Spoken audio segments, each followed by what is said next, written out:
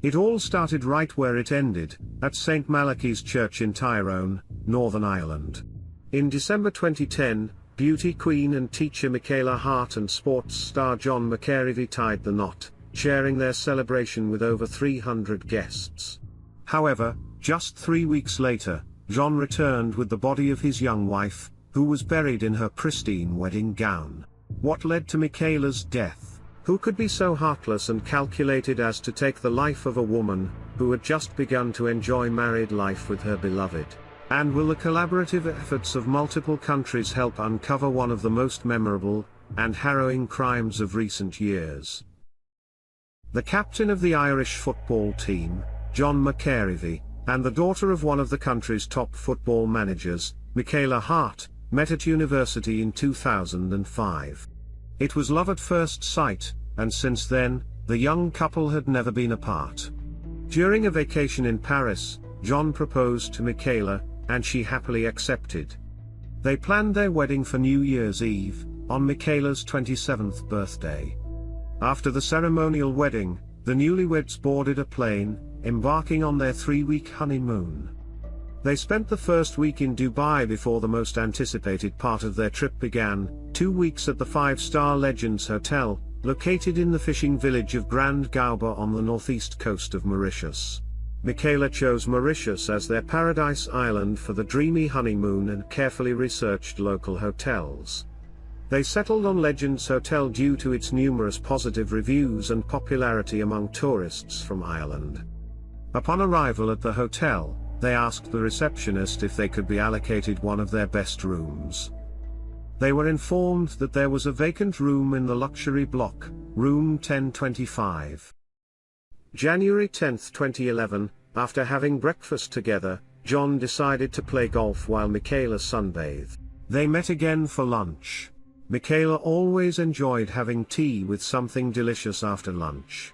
She asked her husband to order tea while she went to the room to get Kit Kat bars with her favorite dark chocolate, which she had brought from Dubai and kept in the refrigerator. John offered to bring the treats for her, but it was only 150 steps from the restaurant to the room, so she went by herself. John took some photos and watched videos while waiting for his wife to return. After some time, he began to wonder why Michaela hadn't come back yet. He decided to look for her.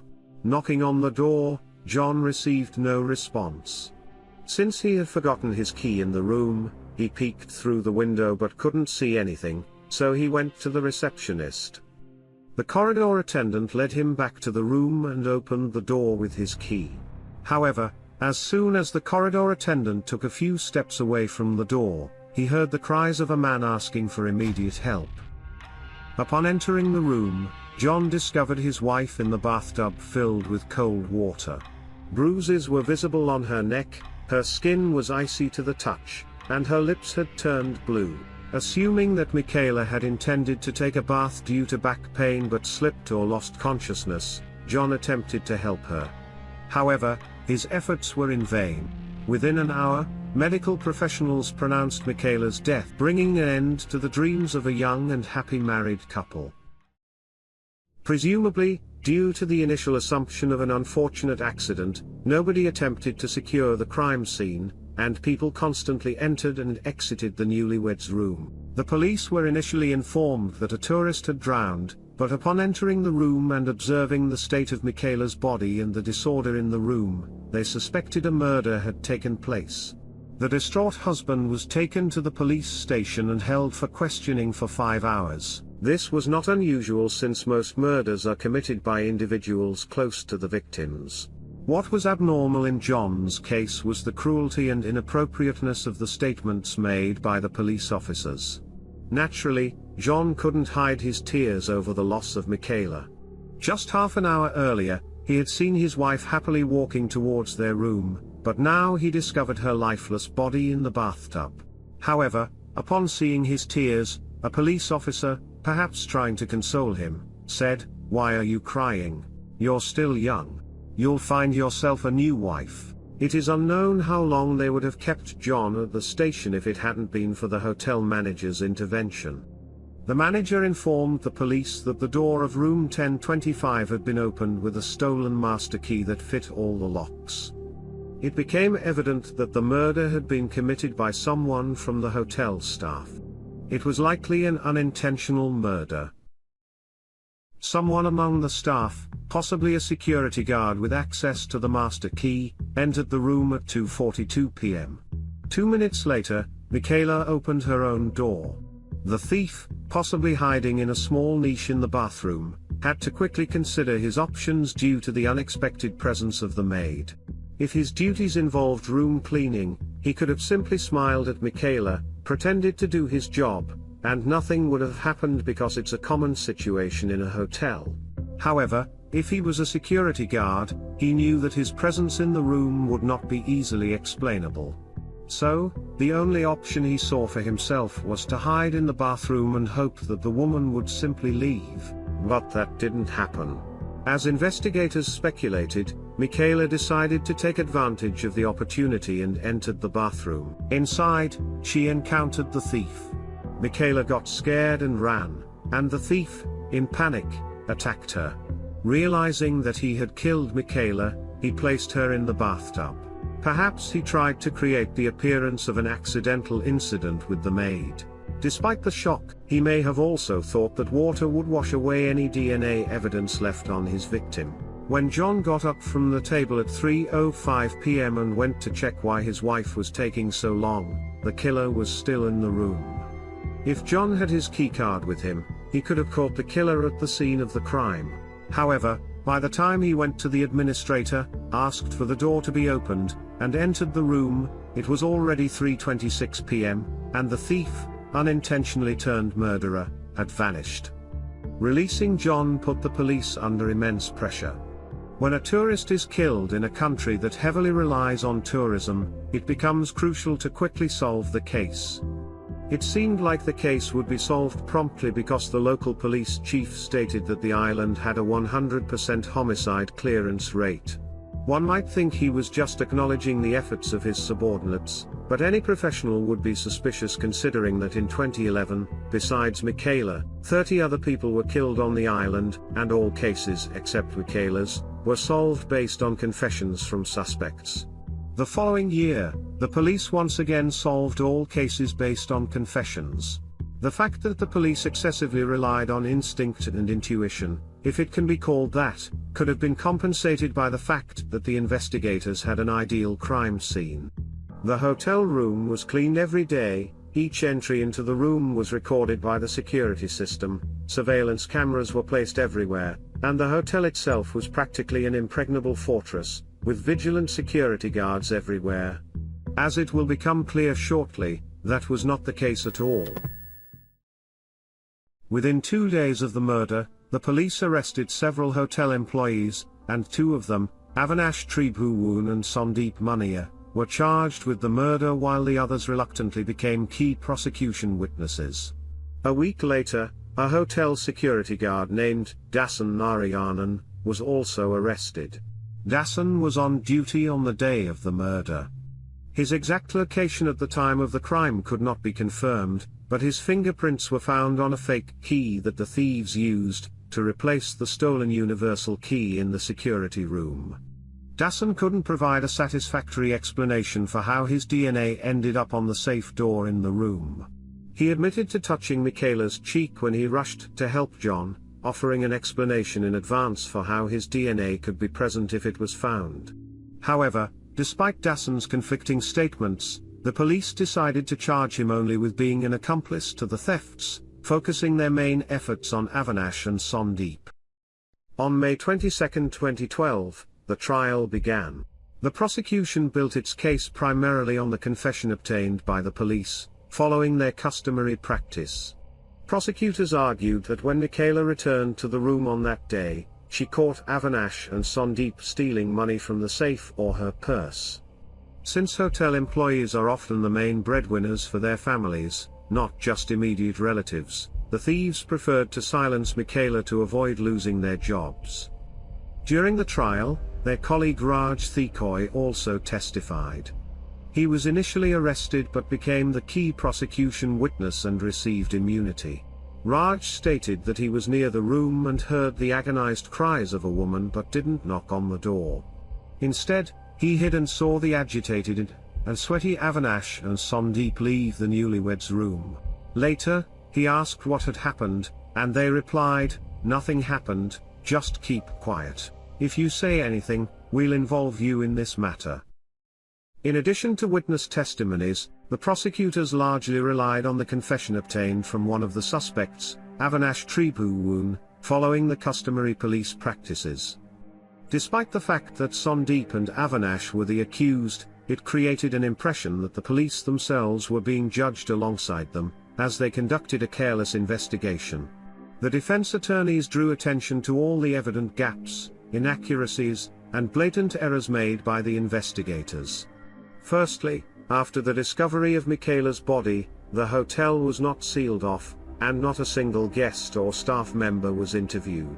Some tests were not conducted, while others were only performed after the hotel room was returned to the hotel's control, compromising the evidence. Fingerprints and palm prints were found in the room, but their owners were not identified.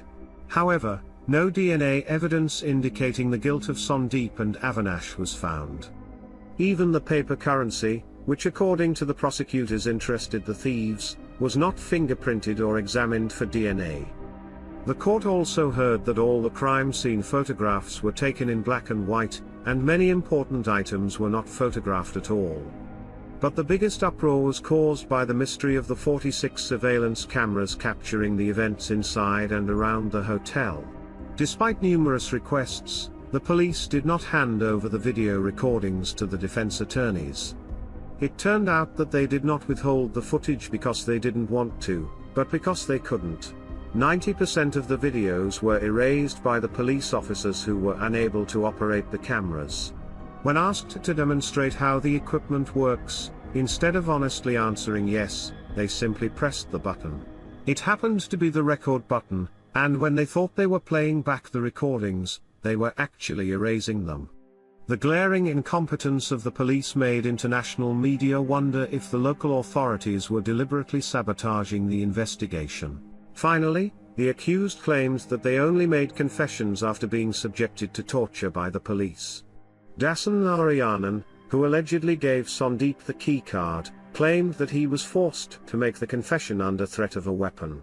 Avinash also denied his statements, stating that the police tortured him and interrogated him with water, after which he vomited blood. Furthermore, he was allegedly told that his wife would be deported and he would be forced to live in Ireland with John McCarivy, who would now need a new spouse. Avinash stated that he didn't even read his own confession because he simply signed the document that was presented to him.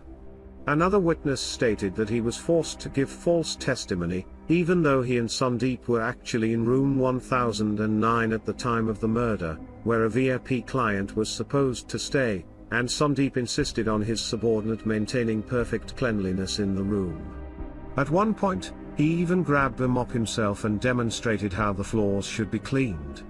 Additionally, Sandeep claimed that he was on the phone with his sister in Britain at the time of the crime, which was corroborated by telecommunications data.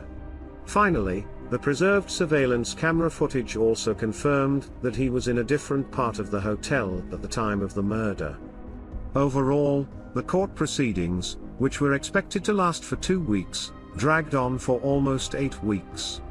This was largely due to the defense attorneys crossing the boundaries of decorum and turning the trial into a show. They constantly made jokes and elicited bursts of laughter among the bored onlookers and law students present in the courtroom. The defense raised the issue of there potentially being a sexual motive for the crime, hinting at the involvement of Michaela's husband. They referred to an intimate aid they found in the hotel room and insinuated possible misconduct between John and his wife. However, it turned out to be a simple insert from a women's magazine, Cosmopolitan, which Michaela had purchased at the airport. They then attempted to prove that John and Michaela had a severe argument, presenting a video that allegedly confirmed this. However, the individuals in the video were not Michaela and John but rather 2 people resembling them from Germany. As a result, John had to contact this man on Facebook and request him to provide a statement at a police station in Germany, confirming that he was the one in the video. Overall, Michaela's family was incredibly distressed by the sensationalism surrounding the case of her murder. In particular, a local newspaper conducted a survey titled "Who Killed Michaela?" and John ended up ranking high on the list of the readers' votes. Additionally, the Mauritian newspaper published by the police the photos of Michaela's naked and bruised body, causing indescribable anguish to her family. Nevertheless, these 8 weeks came to an end, and it was time for the jury members to make their decision. The judge summarized the case, clearly pointing out the guilt of the suspects, leading Michaela's family to believe that it would give the accused the right to demand a review of the case after a guilty verdict. They had no doubt that the verdict would be exactly as they anticipated. Furthermore, the judge strongly advised the jury not to consider the impact this case would have on the country's image but to make the right decision from their perspective. And after 2 months of trial, deliberating for only 2 hours, the jury declared Avinash and Sandeep innocent.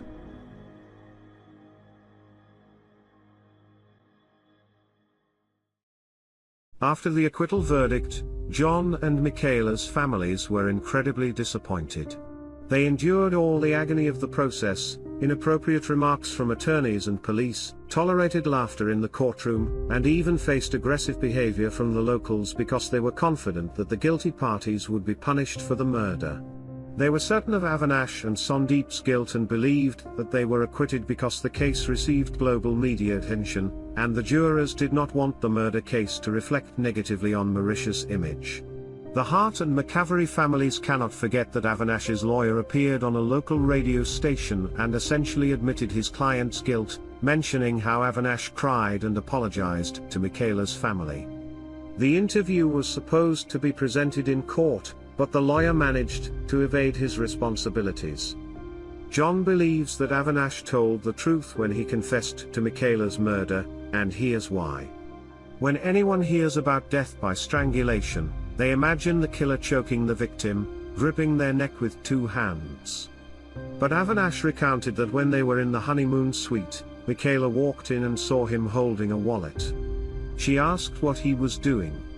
She couldn't have known that Sandeep was in the bathroom. When the girl tried to prevent Avinash from leaving the room, standing in his way, Sandeep approached her from behind and wrapped one hand around her neck. The thing is, the autopsy report was compiled much later, and it confirmed that everything happened exactly as Avinash described. How could Avinash have invented such a method of strangulation if he didn't know it for sure? Additionally, Avinash mentioned that Michaela hit her head on the floor when she fell. The bruise on the back of her head, found during the autopsy, confirmed that as well. Furthermore, in summarizing the case, the judge reminded everyone that Avinash made his confession on January 12, and signed it on the 13th in the presence of his lawyer. If the police wanted to fabricate the confession, they would have forced Avinash to sign something else on the 12th. Moreover, the boy was examined by 3 doctors on different days, and none of them found any signs of torture on him. After the acquittal verdict, a new investigation was initiated. The police focused on a crucial piece of evidence, the keycard that the thief and murderer used to enter the room. However, even the mechanism of these locks cannot be trusted.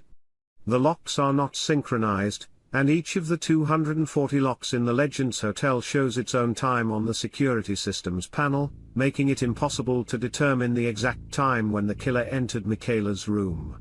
As a result, the alibi of practically any suspect is in question because the exact time of the crime is unknown. To make matters worse, another significant loophole was found in the hotel's guest security. This loophole could increase the number of potential suspects from dozens to hundreds. If the hotel owns the guest rooms, restaurants, bars, golf courses and similar areas, the beach is considered public property. According to Mauritian law, the island's beaches belong to the local residents, and fishermen and traders have always had full access to both the beach and the hotel's premises. Local traders sell their crafts to tourists, and young boys are accustomed to spending time on the hotel's grounds. In other words, Despite the cameras, gates, and security personnel, the hotel is unable to provide complete protection of its premises, and there is no way to verify who had access to the honeymoon suite. As a result, the new investigation into the case also ended up with no significant breakthroughs. Under international pressure, the Mauritian police revisited Michaela's murder multiple times and even enlisted the services of a French laboratory for retesting DNA samples. In 2014, there was information about a breakthrough in the case when DNA found on Michaela's clothing matched the DNA of one of the suspects. However, this discovery was insufficient to warrant a new trial. In 2017, in an attempt to draw attention back to the case, John announced a substantial reward for information about the case. A few weeks after his return home, he received a call from a lawyer informing him that the arrests of Sandeep and Avinash were now inevitable. The lawyer did not specify the new evidence that made this possible, but Michaela's family felt relieved and believed that they would finally achieve justice. However, weeks and months passed, and no one was arrested. The case was officially closed in 2020, but in 2021, under pressure from Irish politicians, the Mauritian government agreed to reopen the case. The problem lies in the fact that the willingness to re-examine the case does not guarantee that it will be solved. Investigating any murder after 10 years is challenging, let alone considering the possibility that officials in Mauritius may lack the desire to find the killers. Over the course of 10 years, many investigators have climbed the career ladder, and if something is revealed in the case that many would prefer to bury, heads will roll. After the trial, John and Michaela's family filed a lawsuit against the hotel for €1.6 million. They settled the case out of court, and the details of the agreement are not disclosed, but the money went to a foundation established in Michaela's honor. Legends Hotel was renamed Lux Hotel and continues to enjoy immense popularity, as does Room 1025, which underwent renovations and was assigned the new number 1026. John, who now works as an accountant, met a pleasant girl named Tara Brennan at a memorial dinner for Michaela in 2013. Tara, also an accountant, received a marriage proposal from John in 2015. Last year, the couple welcomed their first child, James McAvery.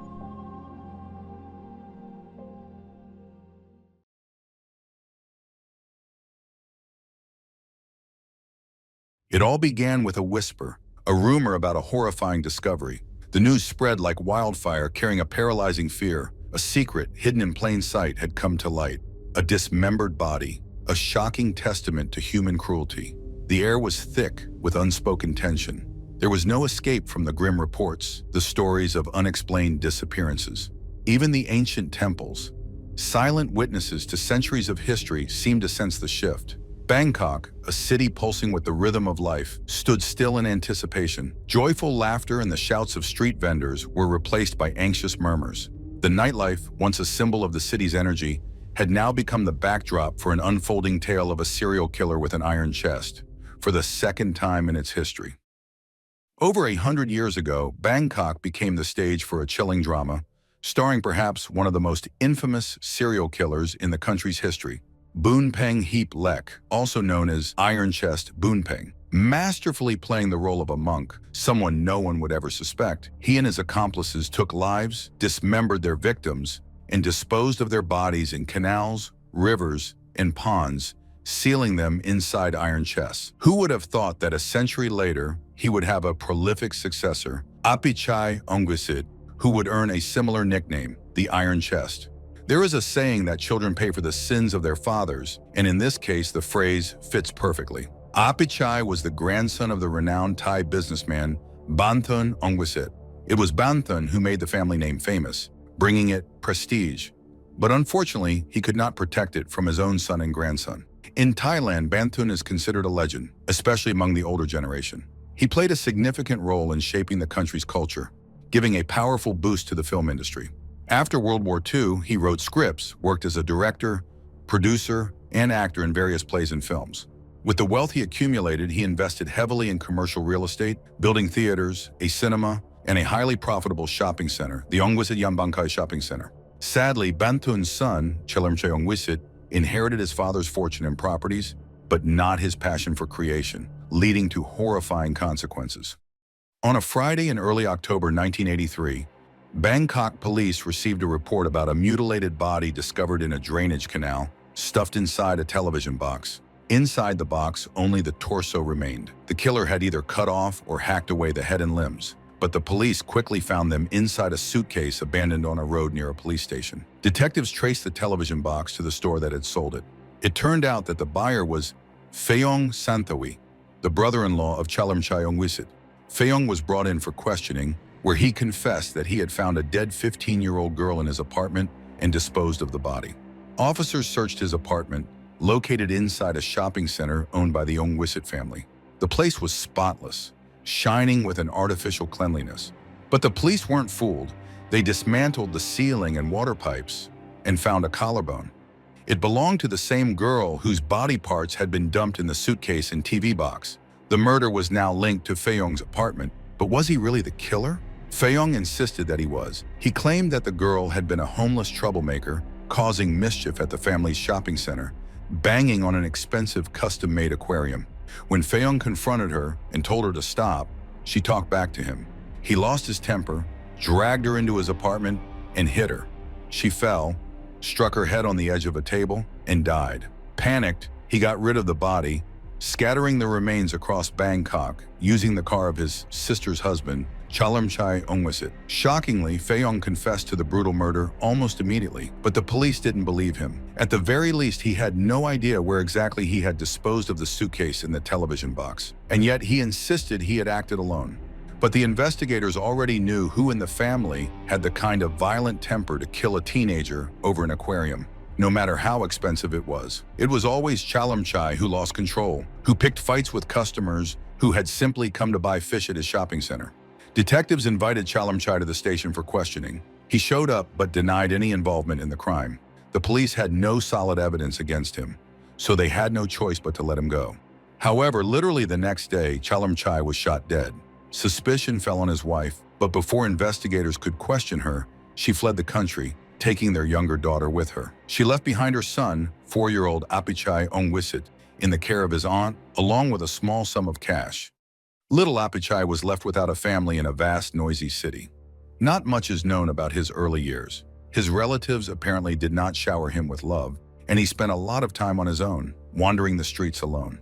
It's unclear what was going through his mind at the time, but as he grew older, he learned that his father, suspected of murdering a teenage girl, had been killed, likely by his mother, who had fled Thailand, taking only his younger sister with her. While this alone may not have determined what would happen later, it's hard to deny the impact such circumstances could have had on a child's psyche. At school, Apichai wasn't popular either. For one, of course, everyone knew about his family, and secondly, he was a rather frail boy, unable to stand up for himself.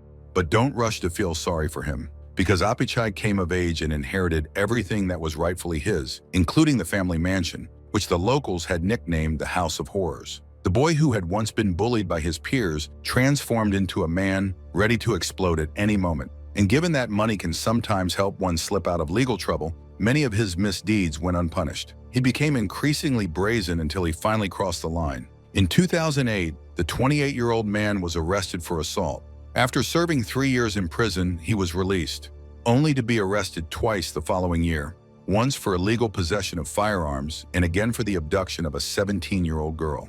What's more, when the police came to his house, he tried to shoot his way out. Inside his mansion, authorities discovered a vast arsenal of weapons, both firearms and bladed weapons, along with handcuffs, bulletproof vests, tasers, and illegal substances that he had been selling.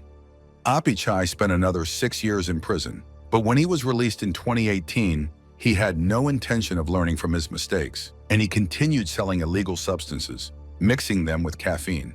Why? Just because. It wasn't his only or even primary source of income. He still had the entire family fortune, including a building with 100 apartments that had always been in high demand and never stood empty, at least not until 2018, when Apichai was released from prison and started showing his true nature. Under the influence of illegal substances, he got into altercations with tenants. Not just fistfights, though. Apichai always carried a gun. Tenants began to fear him, and quietly moved out. His neighbors weren't thrilled about their unpredictable neighbor either. They were scared not only of Apichai himself, but also of the horrors that took place on his estate. For instance, he began breeding predatory fish, like alligator gar, in the 3 ponds surrounding his mansion. When ordering pizza, he might fire a few bullets at the delivery driver just for fun. And if some unlucky driver happened to cross his path on the narrow road leading to his house, at best, Apichai would start shooting into the air. A real pleasant guy. No one knew how to stop him, and no one could have imagined that it would be his closest friend who would succeed in doing so. In prison, Apichai met a man named Chalamkon, who had been repeatedly arrested for crimes, mostly related to the distribution of illegal substances. The two men quickly found common ground, and after Chalamkon was released, he went straight to his friend, the one with money, drugs, and the ability to help him find work. Apichai hired him as a garden handyman. They soon became inseparable, spending every day together, both for fun and for their shady dealings. That was until January 2020, when Chalamkon was arrested on charges related to illegal substances. It's worth noting that Thai authorities are extremely strict with those involved in this underground business. If it involves the most dangerous and potent of such substances, the punishment can be severe, up to and including the death penalty. It was no surprise that after getting caught red-handed, Chalamkon was willing to do or say anything to avoid a lethal injection or reduce his prison sentence. He admitted that he worked as a guard at Apichai Ongwisit's house, something that immediately caught the officers' interest. They had long wanted to charge Apichai for producing illegal substances, but Chalamkon didn't stop there. He revealed that he could provide information on an unsolved murder case, and that was an offer the officers simply couldn't refuse. Chalamkon confessed that in 2019, he had helped Apichai bury a young woman's body near the pond behind his house, and in his opinion, it wasn't the first. On January 9, 2020, more than 24 officers arrived at the home of the influential heir. Another attempt by the man to offer armed resistance to the police failed. His gun jammed, and Apichai was brought down to the floor, naked, covered only by a towel. Meanwhile, at the location indicated by Chalamkon, officers dug up a locked iron box. When it was opened, they found a woman's body inside. After that, Apichai stopped trying to hide and told the detectives the name of the girl, Warrenthorne Chayachet, affectionately called Nong Kukik, or simply Kik. Apichai was a regular at the nightclubs of Bangkok, and it was at one of these that he met 22-year-old Warrenthorne, or Kik, who worked there in 2019. It should be noted that Thailand is known for its adult entertainment industry. Although many of these activities are illegal by law, they remain extremely popular behind closed doors. And since they bring in a lot of money to the country, thanks to tourists, the authorities turn a blind eye to it. Therefore, it's easy to mistake the women working in Thai bars for night butterflies. Some may indeed be, but there are others whose job is simply to keep the visitors company, entertain them in the club, make them want to come back, and encourage them to order more drinks. This was Kik's job. She chose this line of work not out of choice. The girl had come to Bangkok from a small village in Thailand, where she had been raised by her loving grandmother. However, after her divorce from her husband, the family had no income. If the girl hadn't worked, her children would have had no roof over their heads. Needless to say, when the wealthy Apichai Ongbijit showed interest in her, Kik was glad to spend time with him. Apichai and Kik spent hours together at the club, drinking and getting to know each other better. Eventually, the girl began to stay overnight at his mansion. Whether she truly liked him or not, we will never know, but the situation suited both of them. However, Kik soon discovered that Apichai's inherited money was not his only source of income. The man not only sold illegal substances, but he also used them himself. Unfortunately, due to this, the already short-tempered Apichai became simply unbearable, jealous, controlling, and aggressive. To make sure Kik didn't talk to other men, he forced her to stay in his house most nights. Kik found herself between two fires. On the one hand, she continued working at the bar, but on the other, she didn't want to upset her boyfriend. She had to severely limit her interactions with other clients, which clearly upset them. It ended in July 2019 when Kik confessed to Apichai that she had been sexually assaulted by him. Although both she and Apichai went to the police, she didn't know or couldn't identify the perpetrator. The police, nevertheless, tried to find the criminal, and to do so, they needed to stay in touch with the victim. However, in August 2019, Kik suddenly stopped responding to all communications from the police. Her relatives could not get in touch with her either. After several days of silence, her family reported her disappearance. However, since she worked in the adult industry, the police weren't in a rush to seriously pursue her case. Unfortunately, this industry goes hand in hand with violence and murder, and since she was intentionally hiding in the shadows, it was incredibly difficult to get justice. The case was considered open, but very little progress had been made in trying to locate Kik.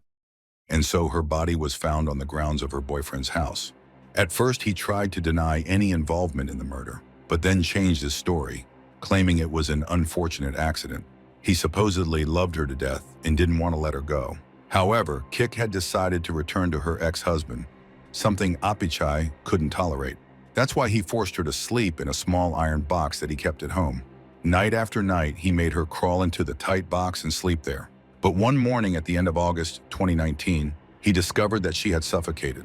Instead of calling an ambulance and trying to save his beloved, he called his friend and bodyguard, HONEYMOON, who helped him dig a grave for her. This is the story that Apichai Ongbijit told the police.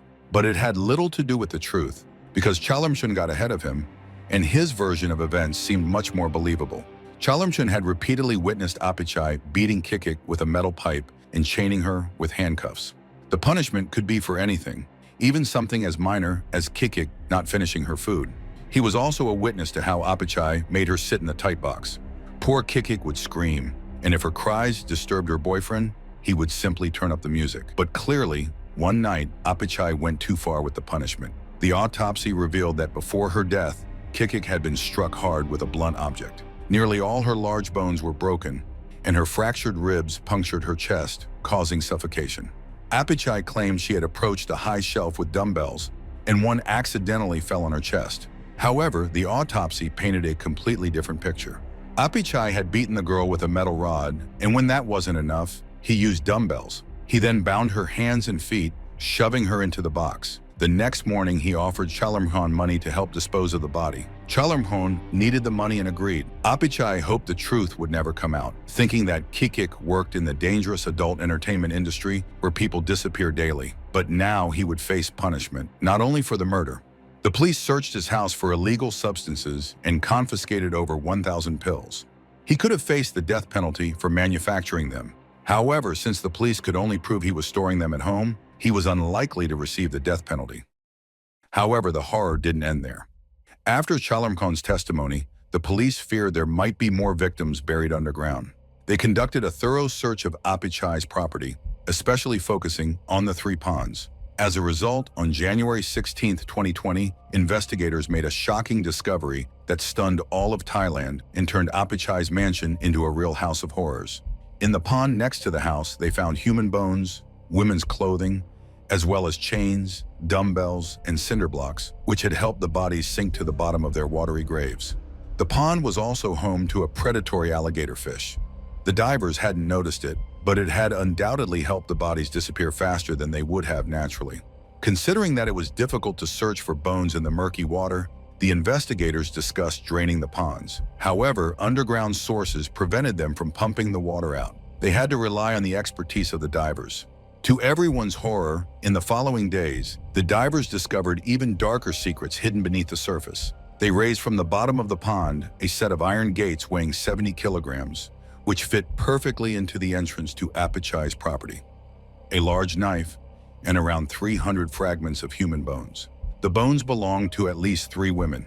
Among them was a girl about 17 or 18 years old, as well as a very young girl, about 12 years old. Locals quickly reported that in 2011, a neighboring 12-year-old girl had gone missing. She used to play on the grounds of Apichai's property. She could have been one of his victims, but of course the man wasn't going to make things easier for the police by confirming this. In addition to everything mentioned above, on January 23rd, detectives pulled out another metal box from the water. It was sealed and weighted down with dumbbells and chains. Inside, they found another female body. This was the remains of an 18-year-old girl who had gone missing in 2011 or 2012. Interestingly, the box that Apichai had used this time had been a prop in a film made by his grandfather. However, unlike his grandfather, who had brought fame to the Ongbijit family, the grandson had tarnished it. The findings at the House of Horrors became the main news in the city. All of Bangkok was shaken, and the press dubbed Apichai with the same nickname given to a serial killer monk 100 years ago.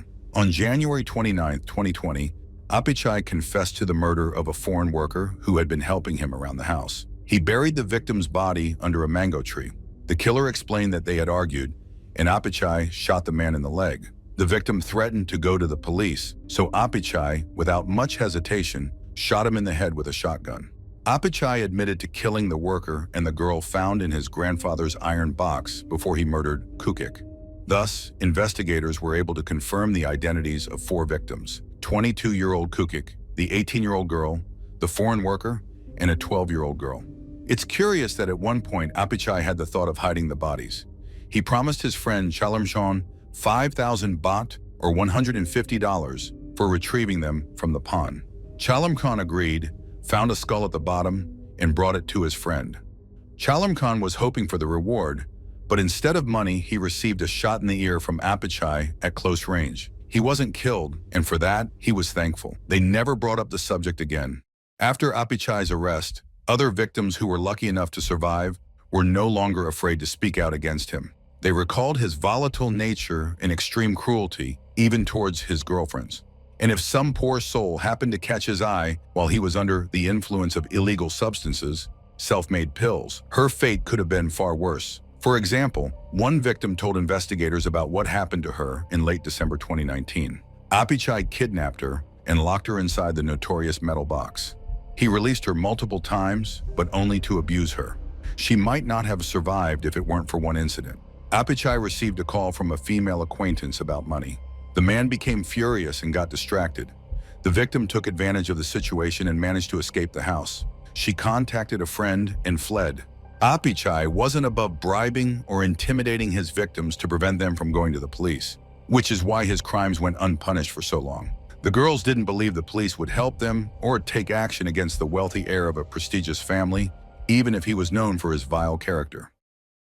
During the trial for the murder of Kiki, Apichai changed his version of events several times. Sometimes he claimed Kiki died from asphyxiation, other times from an overdose of illegal substances. At one point, he said a dumbbell accidentally fell on her chest, but none of the man's contrived explanations convinced anyone. During the trial, witnesses were no longer afraid to testify against him, and his remaining relatives refused to speak in his defense. Given the overwhelming evidence against him, the fact that no one defended him, and the possibility of the death penalty, he finally confessed to the murder of Kiki. He was also found guilty on other charges, including possession of illegal substances and weapons and assault on another woman. The police discovered that at different times several friends, girlfriends, and even acquaintances of Apichai, who were night workers, had disappeared. However, even the most advanced technology couldn't determine exactly how many people he may have killed, though it was clear that he was a serial killer. But it was tragic for the families who still didn't know the fate of their loved ones. Except for Kiki's family. They demanded compensation and received 2.9 million baht, about $80,000. After the truth about Apichai's crimes came to light, as often happens, numerous rumors about his house of horrors emerged. Neighbors recalled seeing black circles on the pond, and while they hadn't thought much of it before, now they believed these were the spirits of the dead. Perhaps they even appeared to Apichai himself, as in late 2019, he was seen carrying food and traditional offerings to the spot where Kiki had been buried. What was once a beautiful mansion in the middle of a wonderful green garden, surrounded by ponds, once a decoration of Bangkok, now it is a place that evokes sheer terror. Only Apichai's aunt, who raised him, occasionally comes to bring offerings to the tombs to honor the deceased ancestors. No one else from the local community dares to approach the House of Horrors. Could anyone blame them? And who would dare?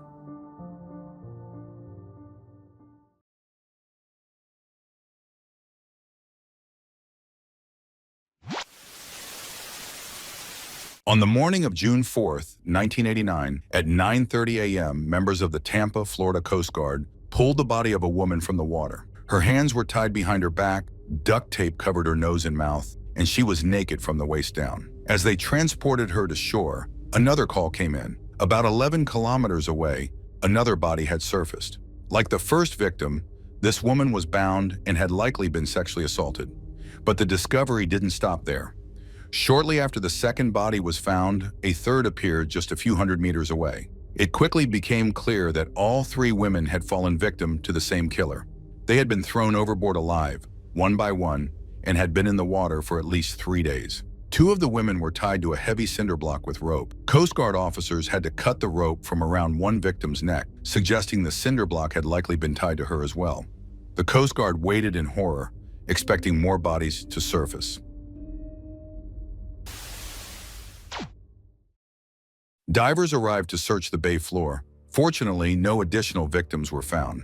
The bad news was that the water had washed away all forensic evidence, and the bodies bore no identifying marks, no scars, no tattoos. The decomposition was so advanced that investigators couldn't even estimate the women's ages. There had been no reports of 3 women going missing at once. The police had no idea where to begin the investigation. Meanwhile, thousands of kilometers away from Florida, on a dairy farm in Wilshire, Ohio, a vague sense of unease began to creep into the heart of 36-year-old Hal Rogers. His wife, Joan, and their 2 daughters, 17-year-old Michelle and 14-year-old Krista, had gone on vacation and should have returned by now, or at least called to say they'd be late. This trip had been long awaited by Joan, Michelle, and Krist. Why? Have you ever worked on a farm? Imagine a life where it doesn't matter how tired you are, how cold or hot it is outside. There's work that has to be done. No exceptions. You wake up before dawn to milk 80 cows. By the time you're finished, the sun is just beginning to rise. You step out of the milking parlor and look across the fields, stretching endlessly to the horizon, all demanding constant care. By the afternoon, the cows need to be milked again. You might work straight through to late at night, and when you finally get home, there's still laundry, cooking, and other chores waiting for you. In the morning, you wake before dawn and do it all over again, day after day. Despite the grueling work, the family lived in harmony, finding little moments for simple joys. But their quiet, happy life came to an end when later that same year, a terrible truth surfaced. Hal's brother John, who lived in a trailer on the farm, had been secretly abusing Michelle for the past 3 years. Michelle had never told anyone because her uncle had threatened to kill her. But when John's girlfriend came forward with her own accusations of assault, the police searched his trailer. What they found wasn't just evidence of abuse against the girlfriend. There were also disturbing videos of Michelle. John was, of course, sent to prison, but the trauma he inflicted on the young girl was immeasurable. Michelle couldn't even bring herself to speak about what had happened. Her father was devastated. He couldn't believe someone had hurt his daughter right under his nose, and not just anyone, but his own brother. Worse yet, Hal's and John's mother sided with John, insisting her granddaughter was lying. In their tiny town, the rumors spread like wildfire. The family found themselves trapped in a living nightmare, unsure how they would ever recover. That's when the idea of a vacation came up. The girls were overjoyed. They had never been on a real trip before. For the first time in a long while, they were genuinely happy. They started planning an escape to Florida. Hal wasn't able to join his family on the trip. There was simply no way for him to leave the demanding work on the farm. His wife and daughters already helped him as much as they could, waking up before dawn to take care of chores before school or work. So Hal wanted to make sure they had the best vacation possible. On Friday, May 26th, Joe, Michelle, and Christy climbed into their 1986 blue Oldsmobile Calais and headed toward a tropical escape. They visited amusement parks, zoos, relaxed on the beach, and generally had a wonderful time. On June 1st, they left Orlando for Tampa, planning to visit one more amusement park before turning around and heading home. A businessman at the restaurant in the Days Inn at Rocky Point, where they were staying, saw them around 7 p.m. The woman and 2 teenage girls sat at the table in front of him. He couldn't hear what they were saying, but he noted that they were in great spirits, laughing and joking. When they finished their meal and stood up to leave, Michelle glanced at him and politely said hello. Then all 3 of them disappeared into the night. They were never seen again. On June 7th, Hal woke up in a state of panic. After days of imagining a possible car accident or robbery, his mind began to paint darker, more terrifying pictures. His calls to the sheriff's office brought no answers. Someone had done something to his family, he thought. Fearing he might have to make an urgent trip, he withdrew $7,000 from the bank. But Hal would never get the chance to leave the farm. While he was thinking about heading to Florida, a housekeeper at the Tampa hotel had her own suspicions. She had been coming to room 251 every day for a week, but it looked like no one was actually staying there. She reported it to the hotel manager, who contacted the police. Homicide detectives quickly sealed and searched the room. Forensic specialists compared fingerprints found in the room to those of the unidentified victims recovered from the bay. They matched Joan and her daughters. All that remained was to notify the family. That same day, the sheriff showed up at Hal's door and told him about the murders. Hal couldn't believe they were all gone. He probably wanted to collapse, scream from the pain, or never get up again. But he couldn't. Someone still had to milk the cows. He kept working, tears silently streaming down his face. Meanwhile, police were searching for Joan's car, which was missing from the hotel parking lot. Since the victims had been found in the water, the nearest place where they could have accessed a boat was a local marina. Sure enough, the car was found there, and inside were two key clues. The first was a hotel brochure on which Joan had handwritten directions to the marina.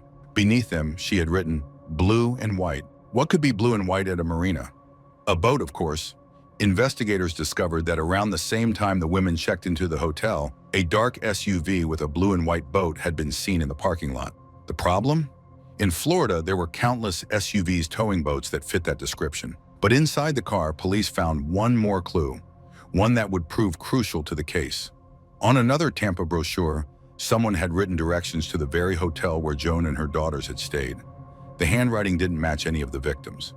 Police hoped that this mysterious person who had given the tourist directions might know something. They circulated images of the handwriting and the victims' photos across local media, offering a $5,000 reward for any information leading to an arrest. The public responded immediately, but despite more than 800 calls, none of them brought police closer to solving the case. June 13th marked the day of the funeral. The church in Wilshire was filled with people, crying, holding hands, comforting each other. The only exception was Hal. He sat still, barely moving, his face blank and unreadable. After the service, he returned to the church alone and sat there in silence for a long time. Then he went back home to feed the cows. Someone had to. Spouses are usually the first suspects in murder investigations, and Hal was no exception, especially because he hadn't shown any visible emotion at the funeral. Why was he keeping everything bottled up instead of leaning on friends for support? Could he have been in on it? Maybe even with his brother, the one accused of abusing Michelle? Did he have any financial motive for the deaths of his wife and daughters? Yes, he stood to receive some insurance money, but it was a small amount, not enough to raise suspicion. Investigators were also curious about the $7,000 in cash Hal had withdrawn after the women had been killed, but before they were officially identified. Could he have hired a hitman? Hal calmly explained that he withdrew the money to pay for a trip to Florida, but never used it after learning what had happened to his family. The detectives expressed sympathy, but then directly asked him where the money was now. Hal led them to his pickup truck. Inside was $6,000, and he pulled the remaining $1,000 out of his pocket. He even volunteered to take a polygraph test, and passed. After that, the police no longer considered him a suspect. The detectives returned to Florida empty-handed. Investigators now believed the girls had encountered their killer in Tampa. Their interest was piqued when they learned of an unsolved case involving a Canadian tourist, 24-year-old Judy Blair, that bore several striking similarities to theirs. First, the assault had occurred just 2 weeks earlier and only a few miles from the murder scene. Second, Judy had been invited for a boat ride in the bay by a friendly-looking stranger who then attacked her on a blue and white boat. Third, the assailant had been driving a dark SUV. Those coincidences were too significant to ignore. Judy worked with homicide detectives to create a composite sketch of her attacker. The sketch, along with a description of the boat, was released to the media. Once again, police received a flood of tips, over 400 calls, but unfortunately none of them led anywhere. A year had passed and all the police had was a sketch of the rapist, who may or may not have been the killer, and a partial palm print found on the brochure. Members of the department were working 14-hour days, missing family holidays, but they had made no real progress. It was decided that the media would be used to the fullest extent. Police held regular press conferences, shared a psychological profile of the killer created by an FBI profiler, and raised the reward to $25,000. Joanne Steffi from Tampa had no doubt that the killer was her neighbor. She had already reported her suspicions to the police and was considering calling again. She hadn't liked her neighbor from the first day they met, several years before the murders. He had moved to a different neighborhood 2 years ago, but thoughts of him still haunted Joanne. The press conference stirred familiar emotions in her. On her refrigerator hung the police sketch of the suspect. It depicted a man aged 35 to 40, with reddish-brown hair, a high forehead, and a mustache. He was 173 centimeters tall and weighed approximately 85 kilograms. In other words, he looked exactly like her neighbor, 44-year-old Oba Chandler. Her neighbor also drove a dark SUV and had a blue and white boat. Plus, he fit the FBI's psychological profile. He had a profitable job installing aluminum siding, was intelligent, and had good manners. But there was something about him that frightened her. She remembered seeing him walking his dog, and they briefly made eye contact before he left. His gaze gave her chills. After watching the latest press conference, Joanne recalled that another neighbor had hired the man to do some repairs on her house. Together, they found the contract and check signed by Chandler. The handwriting matched the one on the victim's brochure. The women called the police and were given permission to send the information by fax. Joanne's persistence soon paid off. The handwriting samples landed on the desk of the lead investigator. The similarity convinced him to dig deeper into the man's background, and what he discovered was unbelievable. Oba Chandler, who now lived on the east coast of Florida, had, at the time of the murders, lived just 3 kilometers from the boat dock where the victim's car was found. Back then, he drove a dark blue Jeep Cherokee and used it to transport his blue and white boat. The man had repeatedly run into legal problems, and most importantly, he looked almost identical to the sketch. 3 years had passed, but now the detectives had no doubt he was their prime suspect. Indeed, obtaining a warrant purely based on intuition was not enough. Investigators decided the quickest way to arrest the man was by charging him with the assault on the Canadian woman. Judy Blair and her friend identified Chandler from a photo, and the judge issued an arrest warrant for him. Now that Oba could no longer harm anyone, the detectives were able to focus on the case. He had already sold his boat, but the police tracked it down and bought it back. Judy once again positively identified her attacker. A search of Chandler's home revealed a green mesh football shirt, the same one he had worn during the assault on the woman. But the most incriminating evidence came from Chandler's own words. He unexpectedly visited one of his daughters, Crystal Mays, in Cincinnati shortly after the police released the suspect's sketch to the media. He told his daughter and her husband that he had assaulted 2 women on a boat and added that he had killed 3 women. These statements allowed the authorities to formally charge him with the murders of Joe, Michelle, and Christy. The trial began on September 19, 1994, 2 years after the arrest. The prosecution could not present physical evidence or eyewitnesses to the crime, so there was no certainty about a guilty verdict. The defense seized on this. The lawyer followed a very simple strategy. He did not particularly contest the assault on the Canadian woman. He did not even deny that Chandler had met the victims. He assured the jury that there was simply no evidence that Chandler had done anything other than give them directions. As for the defendant, he watched the proceedings with a bored indifference. He sent a smile to the jury as if to say that this farce would soon end. One of 2 witnesses testified that they had found Chandler's handwriting and fingerprints on a brochure. His daughter spoke about a visit from her father and his confession. But the most powerful impression on the jury was made by Judy Blair's testimony. Judy told a heartbreaking story about the attack on her. She began by explaining how she and her friend met Chandler in the parking lot of a store. The pleasant man offered to give them a ride. After learning that they were tourists, Chandler warned them that they were in an area known for its high crime rate and advised them not to trust anyone. After dropping the girls off, he suggested taking them on a boat ride the next day. They agreed. Judy boarded the boat with Chandler twice. On both occasions, her friend wasn't with her, and both times Chandler seemed unusually irritated by her being alone. However, he managed to control his displeasure, and they had a great time. Around noon, the girl got off the boat to have lunch alone on the shore and returned to enjoy the sunset over the Gulf of Mexico. That's when everything happened. As night fell, she asked to be taken back to the shore, explaining that she was expected. Suddenly, the friendly man's behavior changed. He pulled her closer and stated that they would have sex, insisting on being close to her. Judy panicked, ran away, and started screaming.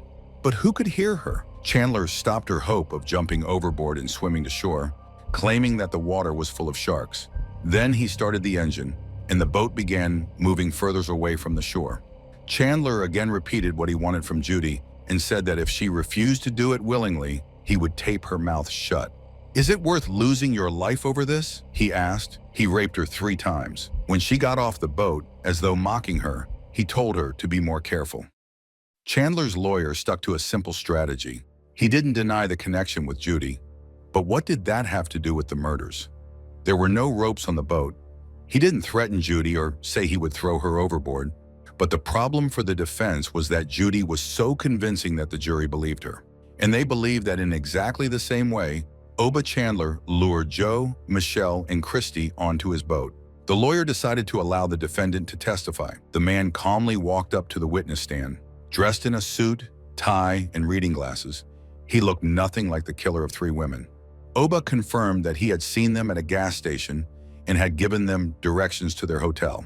The entire conversation took no more than 2 minutes. The women had never been on his boat, he didn't kill them, and after that brief meeting, he never saw them again. He was simply a fisherman and spent a lot of time on the boat because he loved fishing. On the day of the murders, he was fishing when, after 9:30 p.m., his engine started malfunctioning. He called his wife to let her know that he would stay on the boat for the night. The next morning, he noticed a Coast Guard inflatable boat and asked for help. But the 3 men on the boat told him they were too busy searching for a body and would come back to help later. He was picked up by another boat. It was now the prosecutor's turn to ask questions. He didn't try to dispute the man's alibi. He simply waited for details, hoping the defendant would say something that would give him away. And Chandler did just that. Afterward, the prosecutor called witnesses to disprove his statements. First, a Coast Guard employee testified that on that morning, there was no inflatable boat in the bay. No one had refused help to any boat, and that morning they were not searching for a body. Additionally, the crew of the inflatable boat consisted of 2 people. A third crew member could only join them if they knew in advance that they would need extra physical strength. Oba made this mistake, probably because he had seen a photo in the newspaper of an inflatable boat with 3 crew members pulling one of the bodies from the water. Then an expert testified who had inspected Oba's boat. He stated that the boat could not have broken down the way the man described, or else the engine would have exploded when he tried to start it. This statement completely convinced the jury. It became clear to them that Oba was lying about both the boat and other things. After 80 minutes of deliberation, they found him guilty of the murders and, after another 30 minutes, recommended the death penalty. Hal was relieved that Chandler was convicted, but that didn't bring his family back. It was incredibly difficult for him to adjust to life without his wife and children. He didn't seek therapy, but he did attend one group therapy session for people who had suddenly lost children. They were so overwhelmed by Hal's story and the scale of his loss that he felt uncomfortable and never went back. As a form of therapy, the man turned to his friends. In 1998, he remarried. His wife admits that when she married Hal, she married for Christy, Michelle, and Joe as well. They couldn't escape the ghosts of the past, but she did everything she could to comfort her husband, and he was deeply grateful for that. Hal admits that he rarely thinks of Chandler, who doesn't deserve such an honor. He only thinks of his girls. He believed that his execution wasn't even worth traveling to Florida for. But when his niece Michelle and Christy's cousin decided to go, he couldn't let her go alone. Hal and other family members gathered in a Florida prison on November 15, 2011. On the other side of the partition, there was no longer a youthful, imposing, middle-aged man. He was replaced by a sickly-looking prisoner. He didn't want to say anything at the end of his journey and denied his involvement in the murders until his last breath, claiming that they were executing an innocent man. It seems that the universe heard this statement and decided to respond. 20-year-old Ivelisse Berrios Begaris disappeared after work on November 26, 1990. At 10 p.m., she left a sports store in Florida with her colleagues, but they parted ways and each walked to their own car. When the young woman didn't return home, her worried husband found her car near the store with 2 slashed tires. He contacted the police and her naked body was found the following morning. Ivelisse had been assaulted and then strangled. Forensics took a DNA sample, but the technology at the time wasn't as advanced as it is today, so no matches were found. The case remained unsolved for 24 years. During this time, Chandler had been arrested, convicted, and executed. In 2013, detectives from the Cold Case Division reopened Ivelisse's case and sent the DNA for retesting. This time, it matched Chandler's DNA. On that fateful evening, he had slashed her tires so that Ivelisse couldn't use her spare tire and drive away. Then he approached her and offered to give her a ride. Chandler seemed like a pleasant, indifferent person, and since the girl had few options, she agreed. Afterward, Oba tied her up, took what he wanted from her, and killed her. As it turns out, he was certainly not innocent.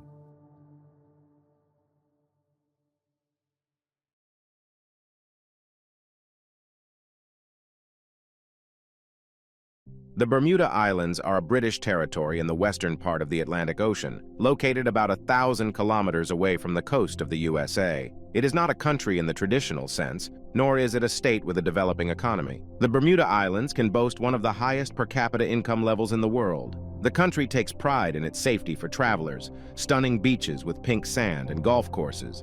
Thanks to these attractions, it annually attracts 500,000 tourists, primarily from the USA.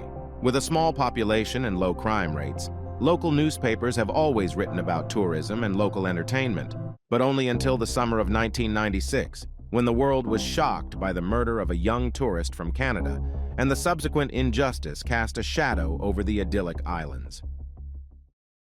In June 1996, 16-year-old Rebecca Middleton from Belleville, Canada, graduated from the 11th grade with top grades, as she had worked hard for it.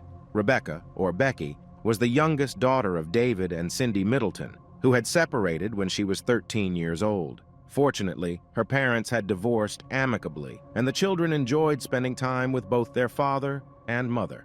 Being an active girl, Rebecca had a passion for water sports, loved sailing, and was involved in windsurfing. She loved spending time with friends, but always remembered the boundaries she shouldn't cross. In general, one could say that many parents dream of having such a daughter, cheerful, active, full of life, yet responsible. This is precisely why David and Cindy reluctantly allowed Rebecca to fly to the Bermuda Islands with her best friend, Jasmine Means. Jasmine's father, Rick Means, lived on the main island, and the girls were supposed to stay at his house and be under his care throughout the vacation. Nevertheless, it took a year of negotiations and communication between the parents over the phone before Cindy and David were convinced that they could let their daughter go so far. However, Becky's parents had no significant reasons to worry. Bermuda had traditionally been considered the safest place for a vacation. On June 20th, 1996, Becky and Jasmine set off for a 6-week vacation. It was a dream journey, and for the first 2 weeks, the girls thoroughly enjoyed it. How could it be otherwise? Picturesque islands surrounded by crystal-clear ocean waters that invited exploration. And then there were endless opportunities to sunbathe on the beach with its astonishing pink sand. On June 27th, Becky celebrated her 17th birthday far from her family. However, Jasmine, Rick, and his wife Lynn ordered a beautiful cake and made every effort to ensure that the celebration would be unforgettable for the guests. During their vacation, the girls met 3 young men from the UK. Also visiting for the summer, Russell McCann, Ben Turtle, and Jonathan Cassidy, whose father was a police officer who had been transferred to the island from Britain. On July 2nd, 1996, it was Russell's turn to celebrate his birthday. The young group had planned to arrive by boat, but the weather interfered with their plans, and due to the rain, they had to abandon that idea. At the last moment, they decided to go to a pub. To celebrate Russell's birthday, the young people chose the oldest and most respected pub, which also happened to be a seafood restaurant. On the Bermuda Islands, alcoholic beverages could be ordered starting from the age of 18. Nevertheless, the girls had a few glasses of beer and cocktails. After leaving the pub, the young people decided to take a walk to their friend's house in the town of St. George's to the east of the main island. They spent some time at their friend's house, but when it was time to return home, the girls were slightly delayed, and they missed the time when they should have called Rick to pick them up. Moreover, Becky and Jasmine had had a few drinks and were worried that Rick would be upset. That's why, at 1:08, the girls called a taxi and went to wait for it on the street. When the taxi didn't show up by 1:45, the girls returned to their friend's house and called the taxi service again. The operator told them that the taxi had come, but the driver hadn't seen them, so he had left. After waiting on the street for another half hour, Jasmine and Becky called again at 2:16 in the morning. Jonathan Cassidy waited with them for a while, but decided to go inside the house and go to sleep. He left them waiting for the taxi, being confident that the taxi would arrive soon. Perhaps he thought they could return to the house and knock. The other guys were already asleep. By this time, dawn was approaching, and the girls were getting nervous. They were sure that Rick would scold them when they got home. In reality, Rick wasn't too angry or extremely concerned. After all, it was not unusual for teenagers to lose track of time while celebrating a birthday, and it was hard for him to imagine that anything could happen in a place as safe as Bermuda.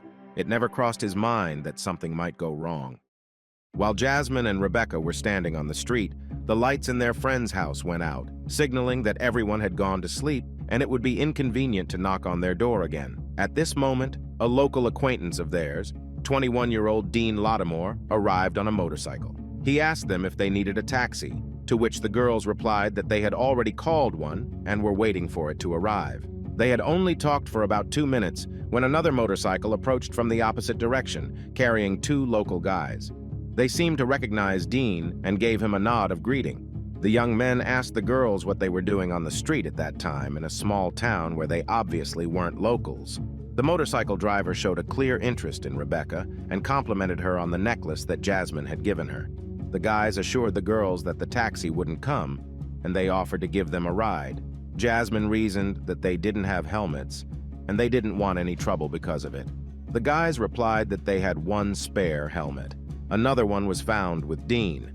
Honestly, Rebecca and Jasmine didn't want to get on the motorcycle with unfamiliar guys, but it was clear they had no better option. Mobile phones weren't common at the time. There were no nearby payphones, and the buses wouldn't start running for several hours, and the taxi still hadn't arrived. What choice did they have? Of course, they could have woken up their friends and called Jasmine's dad, but the girls dismissed that idea.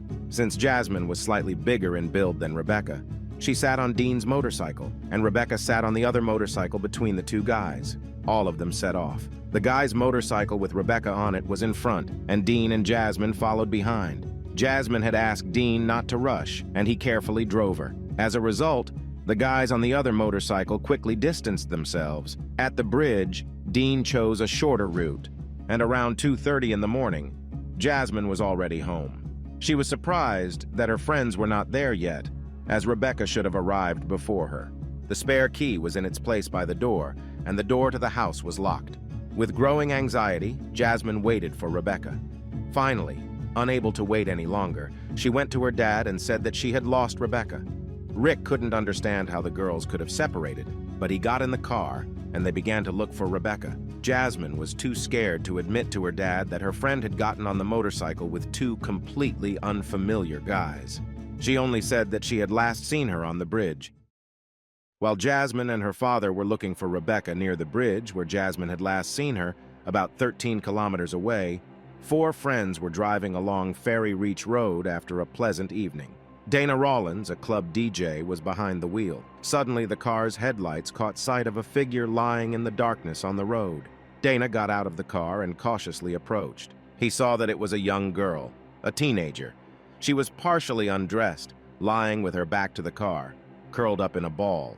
The girl was covered in blood, and it appeared that she had been attacked before she managed to crawl to the road.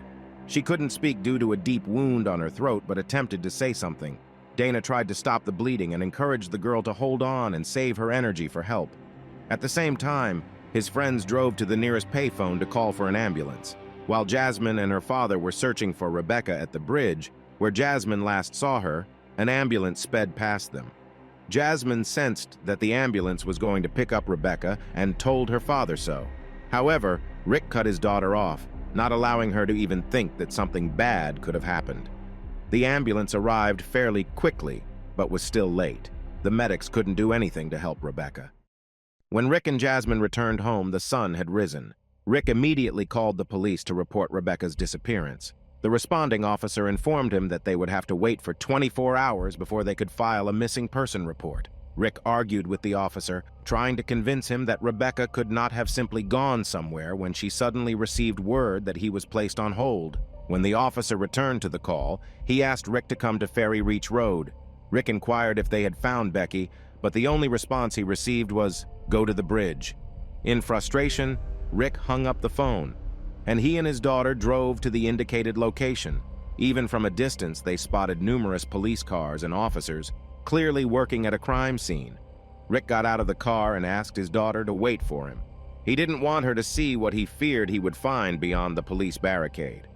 Approaching the scene, Rick noticed a body bag. Investigators unzipped the bag and asked him if he could identify the person inside. Rick admitted that Rebecca had been so severely injured and had lost so much blood that he had to look a second time before he could tell the investigators that it was her. He attempted to embrace her, but the police officers pulled him away. Hysterics overcame him, and he cried out in pain and despair, striking the police van in disbelief. Jasmine, who was still sitting in the car, heard her father's screams and realized that Rebecca was no more. On the way back home, both father and daughter were in a deeply sorrowful state. Rick didn't know how to tell Rebecca's parents that their daughter was dead. Not just dead, but brutally murdered. How could he tell them that he hadn't protected their daughter, whom he had promised to take care of? Having given Rick the opportunity to inform Rebecca's family, the investigators wanted to speak with him and his daughter. It's difficult to imagine the horror that overcame Rick when Jasmine informed the police that Rebecca had gotten on a motorcycle with two strangers. This was the first time he had heard of it. Jasmine didn't know their names, only that they were two young men on a motorcycle, a description that could fit many local men. She knew Dean, the one who had driven her home, but not the other two. The brutal murder of a young Canadian tourist on Bermuda, a place heavily dependent on tourism, could have had a significant impact on the country's economy. Therefore, there would have been immense pressure on the investigators to solve the case as quickly as possible. However, the inexperience of many of the investigators, as well as potential breaches of standard police procedures, complicated the collection of evidence. Nevertheless, they managed to gather evidence at the crime scene. Rebecca's bustier had been cut from her shoulders, and her skirt was torn in the front. The necklace that had caught the attention of the men was nowhere to be found, possibly taken by the perpetrators as a souvenir. Typically, in cases of suspicious deaths in Bermuda, an autopsy is conducted by an outside expert. However, in this case, the autopsy was performed by a local hospital pathologist, who openly acknowledged a potential lack of skills and experience for such work. Still, the authorities pushed for haste, and he concluded that Rebecca had been subjected to brutal violence before her death, suffering deep wounds that affected vital organs, including the neck wound, which led to her demise due to shock and severe bleeding. 4 men who found Rebecca's body were questioned and quickly ruled out as suspects. The police promised Rebecca's parents to find her killer as soon as possible and devoted all their efforts to the search, investigating local young men with legal troubles. After that, they invited Dean for identification, but even here, they deviated from the standard police procedure. There was no two-way mirror or opaque barrier between Dean and the suspects, nothing that would allow the witness's identity to remain hidden. What was even more horrifying was that Dean recognized one of the guys who had driven Becky, but he knew how dangerous and vengeful that person was. He was afraid for his family, his son, and ultimately for his own life, so he claimed that the guys were wearing helmets and he didn't see their faces. Following the unsuccessful identification, the police, in a hurry to apprehend the culprits, offered a $10,000 reward for any information leading to the arrest of the criminals. They continued to interrogate potential suspects when a breakthrough occurred on July 9th, 6 days after the crime. Dean decided that what had happened was too terrible to let the killers escape punishment, and, despite his fear, he provided the investigators with the names of the guys who had approached the girls on a motorcycle that evening.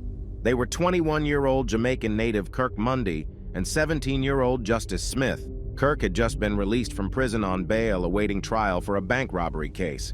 Justice Smith came from a decent family but had dropped out of school and was getting into trouble after associating with Kirk. The guys were arrested and charged with Rebecca's murder. In Bermuda, 17-year-old Justice could be tried as an adult, so they faced the highest possible punishment if convicted.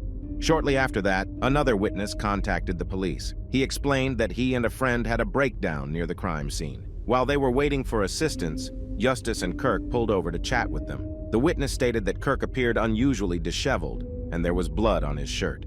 Nevertheless, Kirk and Justice continued to deny any involvement and insisted that they were nowhere near that road. Justice claimed they were at a nightclub, while Kirk stated that he was at home with his girlfriend, who was expecting a child. The police collected DNA samples from the two and sent them to a laboratory in Canada for testing. While awaiting the test results, another witness emerged, having seen the two guys on the motorcycle at 3:20 in the morning. He noticed that a white piece of fabric covered the motorcycle's registration number. Interestingly, the white vest that Rebecca was wearing that evening was never found. Kirk Mundy knew that he was facing a serious charge for murder. Understanding that he was linked to the crime scene and that his DNA was being analyzed, he requested a meeting with a lawyer. The lawyer directly told him that if his DNA matched the semen found on the girl, his alibi of being at home would be completely disproven. In response, Kirk decided to provide a statement to the prosecutor, admitting that he had assaulted the girl and that Eustace had killed her, making him an involuntary accomplice to the crime. Kirk revealed that he had thrown the knife, used in the murder, into the water from a bridge. The prosecutor's office, under immense pressure to solve the case, quickly struck a deal with Kirk before waiting for the DNA test results in exchange for his testimony against Eustace. In court, Kirk apologized before being sentenced to 5 years in prison for his involvement in the crime. The remarkably lenient sentence deeply upset Rebecca's parents, but their nightmare was far from over. Just 2 days after this sentence, the results of the DNA comparison arrived. Justice Smith's DNA was not found at the crime scene. Only Kirk Mundy's DNA was present. Kirk had humiliated the girl and at the very least had participated in her murder. Kirk had outwitted the prosecutor, the police, and probably his own lawyer, as they all believed him. The prosecutor confronted Kirk, demanding an explanation for how his DNA ended up on the girl.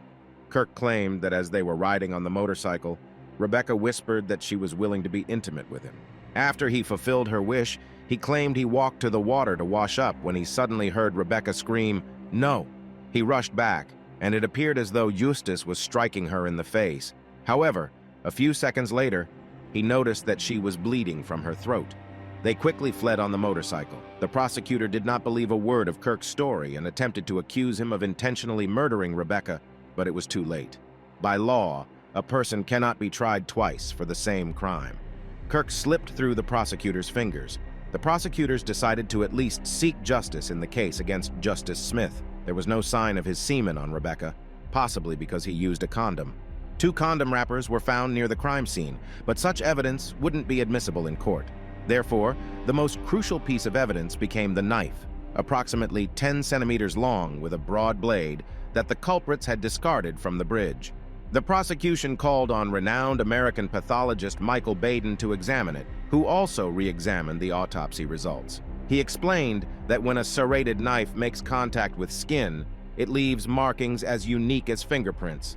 The wounds on Rebecca's body matched the knife found under the bridge. In Justice's home, a set of relatively rare knives from the same manufacturer as the murder weapon was discovered, missing 1 knife. The evidence continued to mount, but proving anything was difficult because the initial autopsy had been conducted with errors. For instance, the body had been washed before the examination was completed. Additionally, no skin samples from the attacker's nails were taken from Rebecca. These samples could have revealed who she had struggled with before her death, Kirk, Justice, or both. However, based on his experience, the pathologist concluded that the person responsible for her death was not acting alone. The pathologist's analysis indicated that before Rebecca's murder, she had suffered shallow but highly distressing and emotionally intimidating wounds, which he referred to as Jamaican torture. The distinct edges of these wounds and the absence of cuts on the girl's hands suggested that one assailant held her head and arms behind her, while the other used the serrated knife to scratch and cut her forehead. She was on her knees at the time, and her tormentor loomed over her. The pathologist believed that these torturous wounds were meant to coerce the girl into doing things during the attack that she had initially resisted. After the attacker obtained what he wanted, he slashed her throat with the knife. Rebecca died within minutes, and due to her internal injuries, she wouldn't have been able to make it to the road by herself. Again, 2 people had to carry her. The bruises on her wrists and smudges on her boots pointed clearly to 2 individuals. After this ordeal, the perpetrators left her to die from blood loss. In November 1998, the trial of Justice Smith began, and his parents hired a lawyer from Britain to defend their son. Suddenly, a week before the trial, the lead prosecutor left the Bermuda Islands, and his replacement had little time to prepare for the trial. Complicating matters, all the evidence against Eustace was circumstantial. Nevertheless, the evidence appeared to be quite reliable. The last time Rebecca was seen, Kirk and Justice were taking her on a motorcycle, and they were identified by Dean. Witnesses connected the guys to the crime scene. The pathologist clearly stated that 2 individuals were involved in the crime. The murder weapon matched a set of knives in Justice's kitchen. Shouldn't that have been enough? After the prosecution finished presenting the case, Eustace's lawyer didn't call a single witness. He simply argued that there was no semen, hair, fiber, or blood that could link Eustace to the murder or violence, and thus the case against him should be dismissed, and the jury should be discharged. Nobody expected what would happen next. Out of the blue, the news broke that the judge had agreed with the defense's arguments and was discharging the jury. Justice Smith walked out of the courtroom as a free man. Rebecca's parents were in shock. Cindy rushed out of the courtroom and David sat there, unable to move. Many in the courtroom were brought to tears by the injustice. Naturally, the prosecutor filed an appeal, arguing that the judge had not considered the circumstantial evidence, which was substantial. The Bermuda Court of Appeal ordered a new trial for Justice, but this decision was challenged in the Judicial Committee of the Privy Council of the United Kingdom, acting as the country's highest court. They ruled that Justice could not be tried a second time for the same offense. Their decision was final, putting an end to any further appeals. In 2002, Justice Smith attacked 2 women with a knife, injuring one of them. He was sentenced to 10 months in prison, but the judge released him, considering the time he had already spent in custody. Kirk Mundy served 20 years in prison for a robbery he was initially charged with before Rebecca's murder and for weapons possession. Upon his release, he was deported to Jamaica. Since nobody faced punishment for Rebecca's murder, the nightmare for her family continued. They deserved more. Every day, her family would come to the courthouse, hoping and waiting for justice. In the following years, Rebecca's family desperately sought justice for their daughter. They made several attempts to reopen the case, but in 2008, David announced that he could no longer financially support the battle against Bermuda's legal system. Ironically, 10 years after the murder, the government of the island compensated the Middleton family for the pain and suffering they endured, cutting a check for $2,840.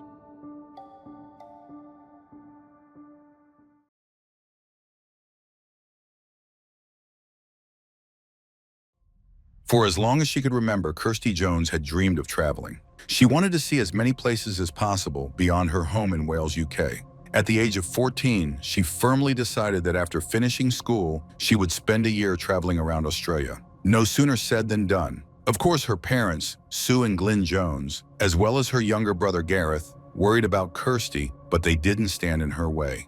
Instead, they supported her wanderlust. They knew there was no point in trying to hold her back. So in 1996, at the age of 18, Kirsty left the family farm near the village of Tredeman and set off on her journey with a travel companion she had met through an ad in the local newspaper.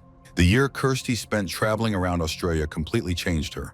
She had left home as a child and returned as a confident, much more self-reliant and independent young woman. She enrolled at the University of Liverpool, but all her thoughts were focused on her next adventure. Kirsty studied and worked 2 jobs to save money for her future trip. This time, she planned to spend 2 years traveling solo, backpacking through Asia, Australia, New Zealand, and South America. After that, she promised her parents she would finally settle down. Sue and Glyn agreed. They were worried about their daughter traveling alone. But 23-year-old Kirsty was older, wiser, and far more experienced than during her first trip to Australia, and they were proud of her for following her dream.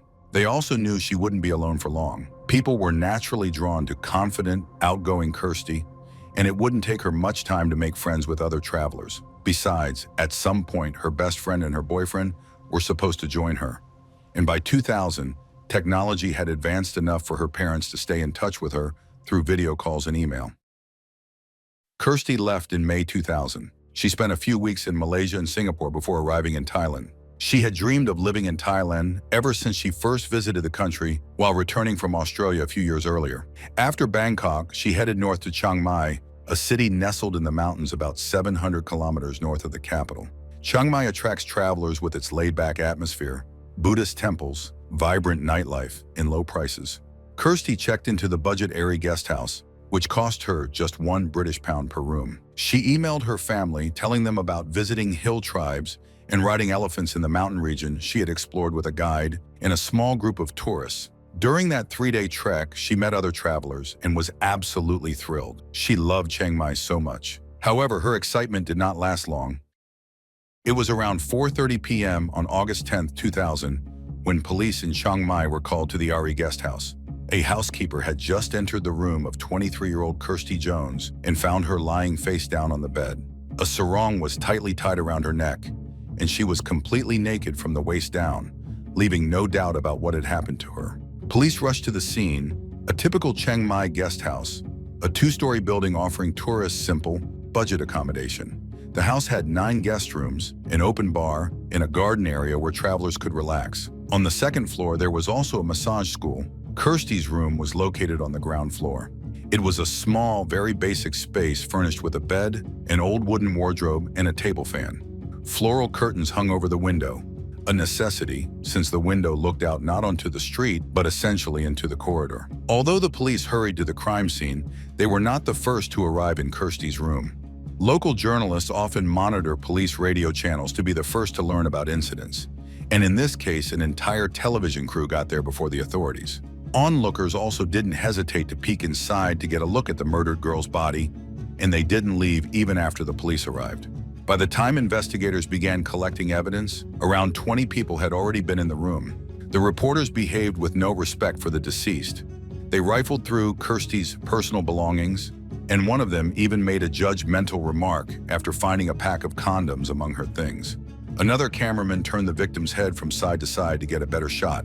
None of the police officers present seemed at all concerned by what was happening. The victim's body was taken for an autopsy, which confirmed what the police had already suspected. Kirsty had been strangled with a sarong, and before that, she had been brutally assaulted. The police quickly concluded that she had been killed by someone she knew. Her room was located inside the guest house and was secured with a padlock, which could be locked either from the inside or the outside. There were no signs of forced entry, meaning Kirsty must have let her killer in herself. Investigators also believed that the perpetrator was a foreigner. Their reasoning, deeply flawed and rooted in bias, was that Kirsty had been anally assaulted, which according to them was a sexual act that Thai men would never engage in. Most importantly, male DNA was found in her body, which gave the police confidence that the rapist and murderer would soon be caught. All that remained, they thought, was to find the foreigner whose DNA matched the evidence. Meanwhile, Kirsty's parents, Sue and Glenn Jones, who had no idea what had happened, were on vacation in Spain with 2 friends. They were celebrating their 25th wedding anniversary.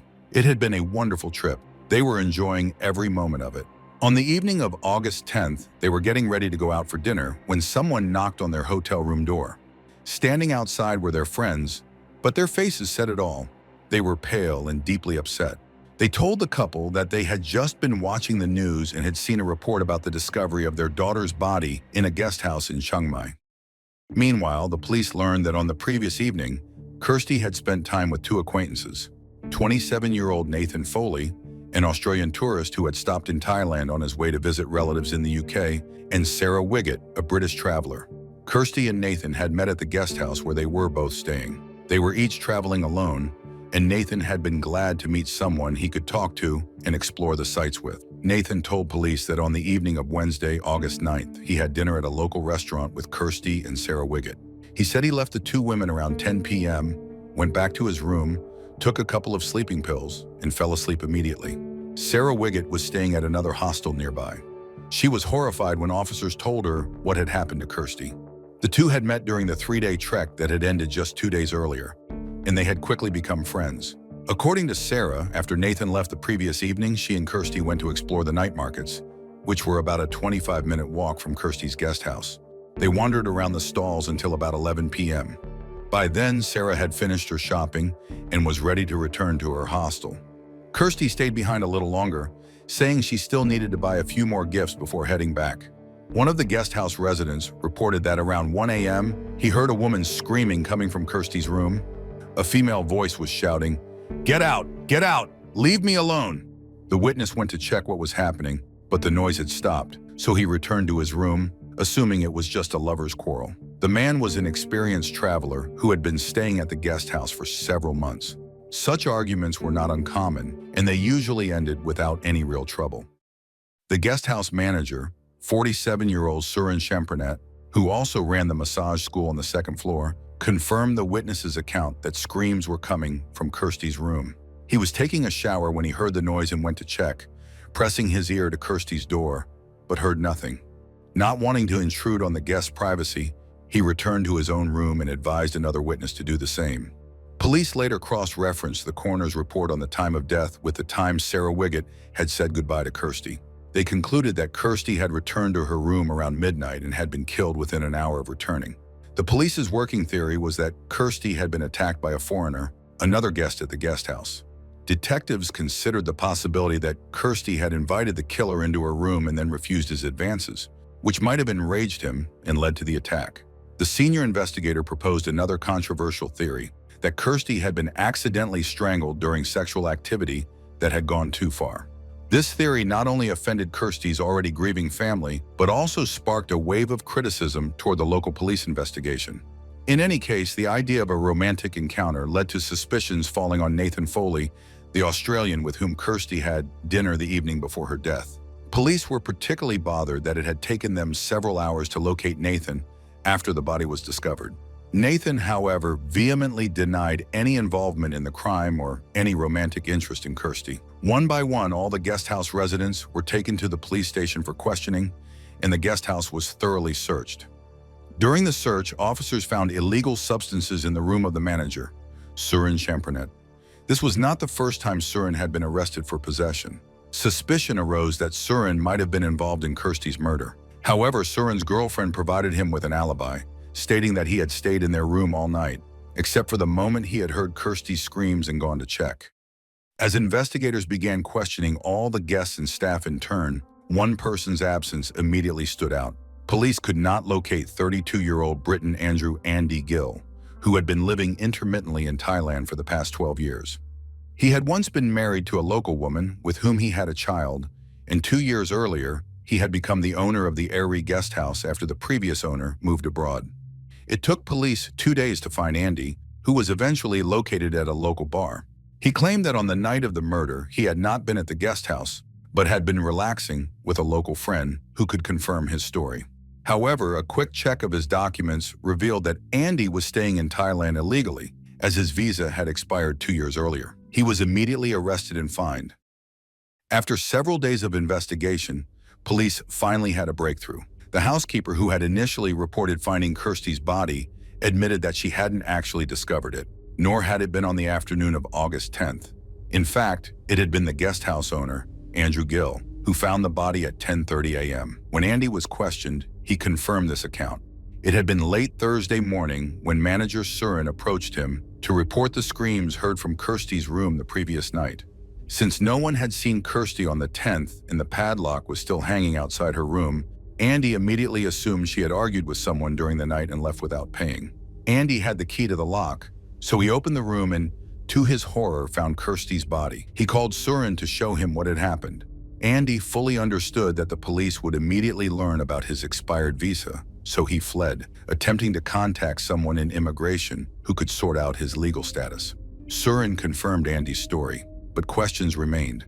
Why hadn't Surin called the police himself? If his goal had been to hide the illegal substances, he had done a poor job since they were quickly found. Considering that Surin had prevented anyone from entering Kirsty's room when the screams were heard the night before, the police began to suspect that these two men might have been trying to cover something up. Andy and Surin quickly became the primary suspects in the investigation. The case took an unexpected turn when 34-year-old Narong Pojanatham Rongpongso, more commonly known as Abraham, came forward to the press and police, stating that he wished to file a complaint. Narong belonged to the Karen tribe, an ethnic minority in northern Thailand. The Karen are a group of peoples who migrated from Myanmar to Thailand in the 1990s, primarily settling in the northern border regions. The most famous branch is the Kayen women, known for wearing brass neck rings, which create the visual effect of elongated necks. Narong recounted that he was walking along a road when a van suddenly slowed down beside him and several men jumped out.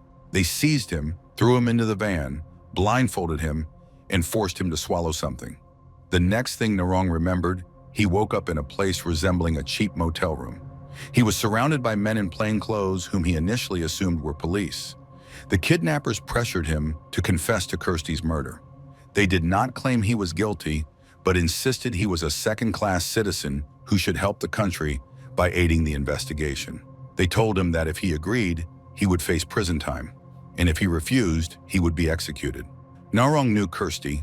She had been one of his many clients, but they had never been alone together. That did not matter to his captors. For hours, the men tortured Narong. They stripped him, beat him, stood on his chest and stomach, and pulled and burned his pubic hair. At one point, one of the men ordered him to masturbate to ejaculation, which Narong refused. The man attempted to do it himself, but stopped when it was ineffective. The captors threatened that if Narong's DNA didn't match the crime scene, they would make it match. Terrified, Narong still refused to confess, trusting that God would protect him since he had done nothing wrong. After several hours of torture, he lost consciousness and awoke at a police station on the outskirts of the city, where he was released without explanation. Being a member of the Chiang Mai Tour Guides Association, which supports licensed guides, Narong immediately reported the incident there. An association official advised him to go to the press first before filing a police complaint, fearing that Narong could be framed or used as a scapegoat. Narong followed this advice, contacting journalists and showing his bruised torso. The police promised to investigate this shocking case, but none of the attackers were ever found. Journalists noted that Narong had been extremely fortunate not to have been forced to sign a confession, and even more fortunate to have survived, given the treatment of ethnic minorities in Thailand. Thus, up until the 10th day of the investigation, the police had made no real progress in the case, yet it had already become plagued by scandals and criticism from which it was difficult to recover. Finally, the DNA test results that detectives had been hoping for arrived, but their hopes were in vain. The DNA did not match any of the guest house residents or staff. Moreover, it belonged not to a European, but to a man from Southeast Asia. Despite this, the police persistently claimed they were looking for a foreigner, arguing that he might have been an accomplice to the rapist. They ordered a retest of the DNA, while also offering a reward of 30,000 Thai baht for any information related to the case. Considering that the monthly salary in Chiang Mai was around 8,000 baht, this was a highly attractive sum for local residents. On Thursday, August 31st, the results of the second DNA test came in, and once again, there were no matches. For the first time since the start of the investigation, the police were forced to admit that the case was not as easy to solve as they had originally thought. One by one, the men were officially cleared of suspicion, and their passports were returned, all except for manager Surin. Although his DNA also did not match the sample found on the victim, the police still considered him a potential accomplice. They proposed another highly controversial theory, that the rapist had acquired another man's semen and planted it at the crime scene to mislead investigators. The police chief even claimed that officers had tested this idea on the city streets, and it was supposedly feasible. According to him, such products could be sold by ordinary locals in urgent need of cash, or by sex workers who had preserved semen from previous clients. A rumor quickly spread that on the night of the murder, a foreign man had paid a taxi or tuk-tuk driver for his semen. Though there was no evidence to support this story, the press immediately picked up the tale and newspapers went wild, speculating wildly and sensationally. Journalists then approached the forensic professor working on Kirsty's case to ask if the police theory had any basis. He immediately dismissed the idea, explaining that the DNA had been found deep inside the victim's body, leaving no doubt that it belonged to the actual perpetrator. He emphasized that there was only one attacker, and without question, he was a man from Southeast Asia. 5 weeks later, Surin, still in prison, evidently realized that he needed to take action if he ever hoped to regain his freedom. He made a statement claiming that on the night of the murder, he had seen light coming from the victim's room. Through the curtain, he said he had been able to make out a man's legs and face. He claimed that he thought he recognized the man and became certain when the person left the room, it was the building's owner, a man with an expired visa, Andrew Gill. Although Surin's statement was supported by his girlfriend, the police were unsure whether to believe him. Surin had a reputation for lying, and in this case, he was also someone who could potentially be accused of the murder himself, making his credibility highly questionable. Nevertheless, Andrew Gill was arrested and charged with conspiracy to commit violence and murder against Kirsty Jones. This was the first time in Thai legal history that such a charge had been brought. Since no DNA from Andrew was found on the victim and no evidence linked him to the crime scene, he could not be formally charged with the murder itself. Instead, the police suggested that he might have had an accomplice, a local person. Another theory was that Andrew had been watching Kirsty have sex with another man, then slipped into her room and tried to make advances. When she refused, he supposedly attacked and strangled her. Andrew was transferred to a Bangkok prison. Under Thai law, police had 60 days to find his alleged accomplice. Otherwise, they would either have to start a trial or release him. A police officer confidently stated that they were on the right track, claiming that there were no more mysteries. A loud declaration that raised the stakes for Andrew. A conviction could even have led to execution. The wheels of justice in Thailand move very slowly, meaning a person could spend many years in harsh prison conditions awaiting trial. Unsurprisingly, Andrew decided to approach local officials with a financially enticing offer, and it worked. On November 30th, just 12 days before the deadline, all charges were suddenly dropped and he was released. Journalists later discovered that Andrew's father, with the help of his ex-wife, a local woman, had paid £14,000 to someone within the Chiang Mai judicial system to guarantee his son's freedom. Andrew later admitted that the money was intended to remove the charges, but insisted he was truly innocent. The only reason he had fled after discovering the body was panic over his expired visa. He told the prosecutor his story and let him draw conclusions. Since the only evidence against Andrew came from Surin, who was eager to shift blame onto anyone, the prosecution decided to release him. Journalists reporting on the payment also stressed that it was not proof of guilt, noting that in Thailand, the system often works on the principle, no grease, no progress. Thus, the investigation returned to square one. Weeks turned into months, and the chances of solving the case steadily diminished. A year after Kirsty's murder, investigators from Wales traveled to Chiang Mai to assist with the case, only to discover that the Thai police had already closed it. After considerable effort, they managed to convince the prosecutor to reopen the case and appoint new investigators to work on it. In January 2002, the case returned to the front pages after 2 witnesses contacted the police, claiming that on the night of the murder, they had seen 2 men near the Airy guest house. One of the men was reportedly a high-ranking tourist police officer in plain clothes. Local news outlets quickly circulated stories suggesting that the DNA evidence supported the theory that Kirsty had been killed by a Thai police officer. Some even claimed that the initial investigation had been deliberately sabotaged to protect the real perpetrator, arguing that revealing the truth would damage the reputation of the Thai police and the tourism industry. At a Bangkok press conference, however, the Welsh detectives refused to comment on this theory. Instead, they praised the local police for their cooperation. This lead went nowhere until 2011, when a mysterious video appeared on YouTube, uploaded by an Australian retiree living in Chiang Mai. He claimed to know the identity of the second man seen near the guest house with the police officer on the night of the murder. According to him, it was a Thai professor at Chiang Mai University, who happened to be the younger brother of the officer. The Australian stated that the Department of Special Investigations already knew all the details, but would not act unless it turned out he was wrong. He also said he would not remove the video until the British Embassy obtained a DNA sample from the professor. When Kirsty's family learned of these claims, all they could do was hope that a DNA sample would be taken from the professor. The Welsh detective acknowledged that, while the video itself was not evidence, it still represented a potential investigative lead, and they felt it was important to eliminate this possibility, though this was done only indirectly. The Welsh police brought a number of items from the crime scene back to Britain for examination, using advanced forensic technology, since at that point the only confirmed fact was that the killer was a man from Southeast Asia. British experts re-examined the sarong used to strangle Kirsty and found semen in skin cells, which allowed them to construct a complete DNA profile. Thailand did not have a centralized DNA database for comparison, but the sample was checked against suspects, including the police officer who had been seen near the guest house. And, in a sense, they found a match. While the tourist guide Narong was fully cleared of suspicion, the DNA comparison suggested that the rapist could be one of his relatives, a member of the same Karen tribe. Welsh detectives recommended that the Thai police conduct a mass DNA collection within certain parameters in Chiang Mai, but the local authorities refused. This was extremely frustrating, but since the Thai police remained in charge of the investigation, the Welsh detectives' hands were tied. They could not impose their conditions on their Thai colleagues. In 2014, the Thai police again came under harsh criticism following the murder of British tourists Hannah Witheridge and David Miller on Koh Tao.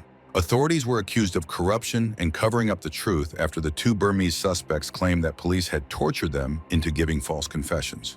After the Burmese men were sentenced to death for the killings, a video appeared in 2015, posted by someone claiming to be a member of Anonymous. The video accused the Thai police of blaming foreigners when under pressure to solve high-profile cases quickly. The Anonymous representative also proposed a new theory regarding Kirsty's murder, suggesting it might be connected to an earlier attack on tourists Sherry McFarlane and Kelvin Burke. In February 2000, the same year Kirsty was killed, Sherry and Kelvin, both Australians, were traveling in northern Thailand near Chiang Mai. One evening, after setting up a tent, they were attacked by several men. Kelvin was killed immediately while trying to protect Sherry. Sherry gave the attackers all her valuables, but they still assaulted her, then stabbed her and left her to die. She was found by a ranger about 500 meters from the attack site. The police quickly arrested 2 members of a local tribe who were later tried based on confessions they later claimed were coerced. Eventually, DNA testing cleared them, and they were released. The real perpetrators of Sherry and Kelvin's attack were never found.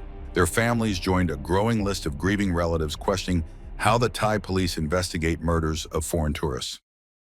For the Jones family, each year without a breakthrough in Kirsty's case was painful and profoundly discouraging. It became a race against time, as Thai law sets a 20-year statute of limitations for unsolved murders.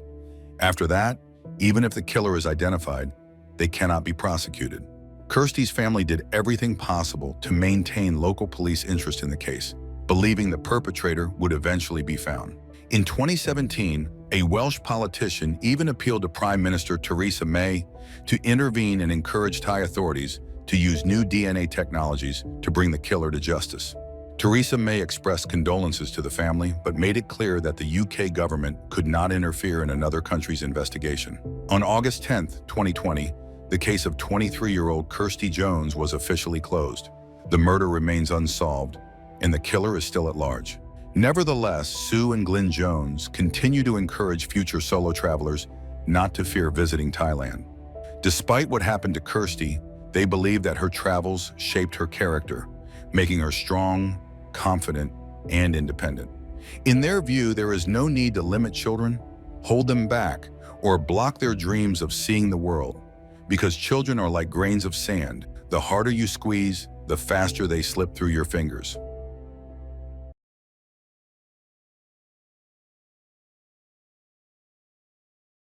Thailand. Considering its captivating cultural landmarks and magnificent landscapes, it's easy to understand why many tourists love to return here every year. Koh Sichang. It is located in close proximity to the country's capital, Bangkok, but is not as widely known among tourists. While its counterparts enjoy popularity among vacationers, Koh Sichang still heavily relies on the fishing industry, which remains its main source of income. However, do not let this impression deceive you. This doesn't stop the island from being a welcoming place for travelers, especially those seeking something more authentically Thai. And in March 2019, one of those who went to the island for its authentic atmosphere was 26-year-old Miriam Bildt. Miriam came from the city of Hildesheim, Germany. She was a very determined young woman, knowing what she wanted from life. Her extraordinary intellect allowed her to graduate from school with the highest grades and enroll at the University of Hanover in the mechanical engineering faculty. Given the automotive industry boom in Germany, specialists with her level of intelligence and education were in high demand. After another 5 years of education, she easily secured a position at a small company. However, by the middle of 2018, her work caught the attention of ISI, and she was offered a position as an engineer designer. While working in Hildesheim, Miriam could continue living with her parents, saving money for her own house. ISI collaborated with partners and suppliers from many countries around the world, which entailed numerous business trips for Miriam. And it happened that in 2019, the company sent her to several suppliers in Southeast Asia. Miriam enjoyed traveling the world, but a trip is not as interesting if it's all business. Therefore, she decided that this time she would combine work and leisure and spend a few extra days in Thailand. She had always heard about its white sandy beaches, ancient temples, and diverse, delicious cuisine. With such thoughts in mind, she set out on her journey. After wrapping up all her work matters, she boarded a plane to the country's capital, Bangkok. Of course, traveling alone can involve certain risks, but Miriam had already visited many countries. She took care to be cautious and not take unnecessary risks. For instance, she wouldn't go out alone in the evening, kept her valuables close, and was wary of strangers. In other words, Miriam was aware that she was a young and attractive woman traveling alone, but she didn't allow that fact to dictate her journey. She arrived in Bangkok, where she confidently roamed around and basked in the sun. Soon, she made her way to the city of Pattaya, located on the eastern side of Thailand, from where she planned a short trip to Koh Sichang. On Sunday, April 7, 2019, a ferry took Miriam to Koh Sichang Island. Her plan was simple and unpretentious. She wanted to sample local seafood, visit a few ancient temples scattered across the island, and immerse herself in the lively island atmosphere. Disembarking on Koh Sichang shortly after noon, Miriam rented a moped, a very popular means of transportation in Thailand. Mapping out her route with the help of Google Maps, she set off on her journey. After parking the moped and exchanging greetings with a flower vendor at the foot of the hill, the girl leisurely started ascending the steps towards the temple. There was a surveillance camera by the staircase which captured her arrival. The staircase was a one-way path up the hill, yet the camera did not record her descent. The entire round trip should not have taken more than 5 minutes. Even considering Miriam's unhurried pace and her likely desire to admire the view, she should have descended shortly after. While it was a beautiful temple, there was nothing else on the hill to linger for. Several hours passed and her moped remained parked at the foot of the hill, but she was nowhere to be found. Since Miriam was traveling alone, no immediate alarm was raised.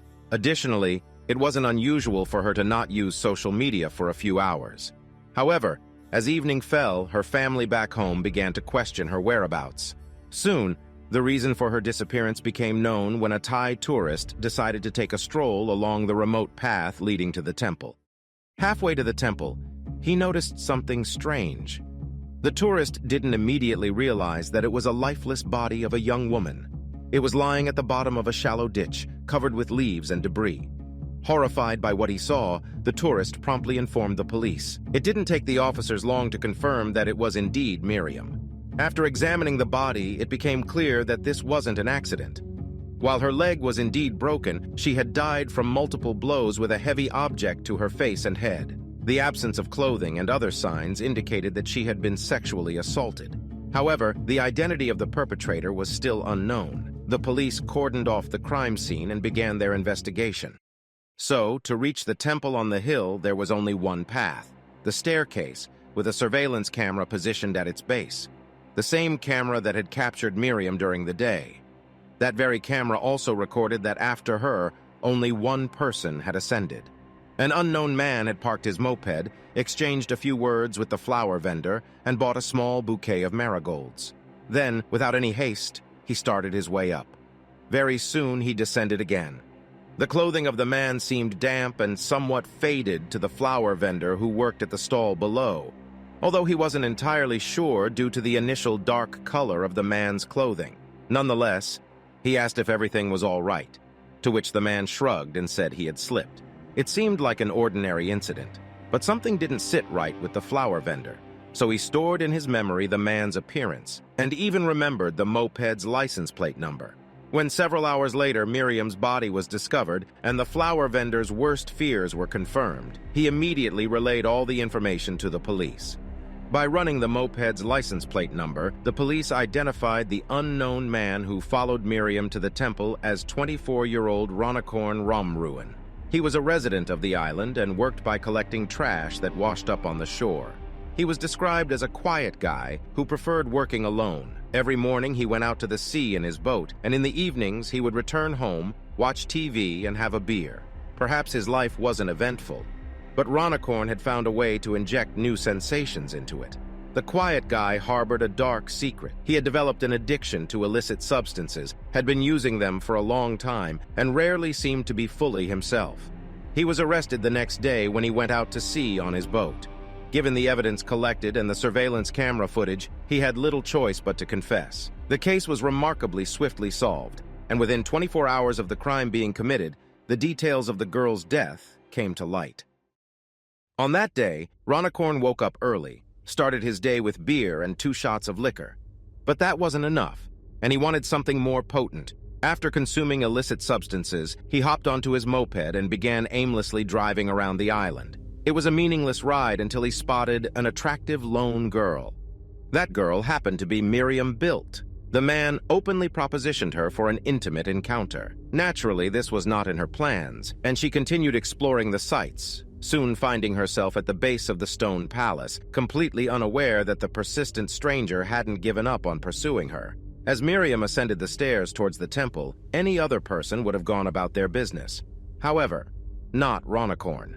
especially given his state. Spotting a vendor stall, he bought flowers, assuming that his gesture would win her over. With the bouquet in hand, he followed Miriam. As soon as he managed to catch up with her, he attempted to give her the flowers and once again propositioned her. Needless to say, Miriam declined, feeling very frightened. Worse yet, she realized she was alone on top of a hill in a forest with a stranger who was asking extremely inappropriate questions. She tried to walk away, but the man followed her, thinking that she could quickly descend the stairs without knowing that he was waiting for the perfect moment. He ambushed her. Just a few moments later, he saw his chance. Ronicorn grabbed Miriam and dragged her into the woods. Naturally, she screamed, but there was no one nearby to help her.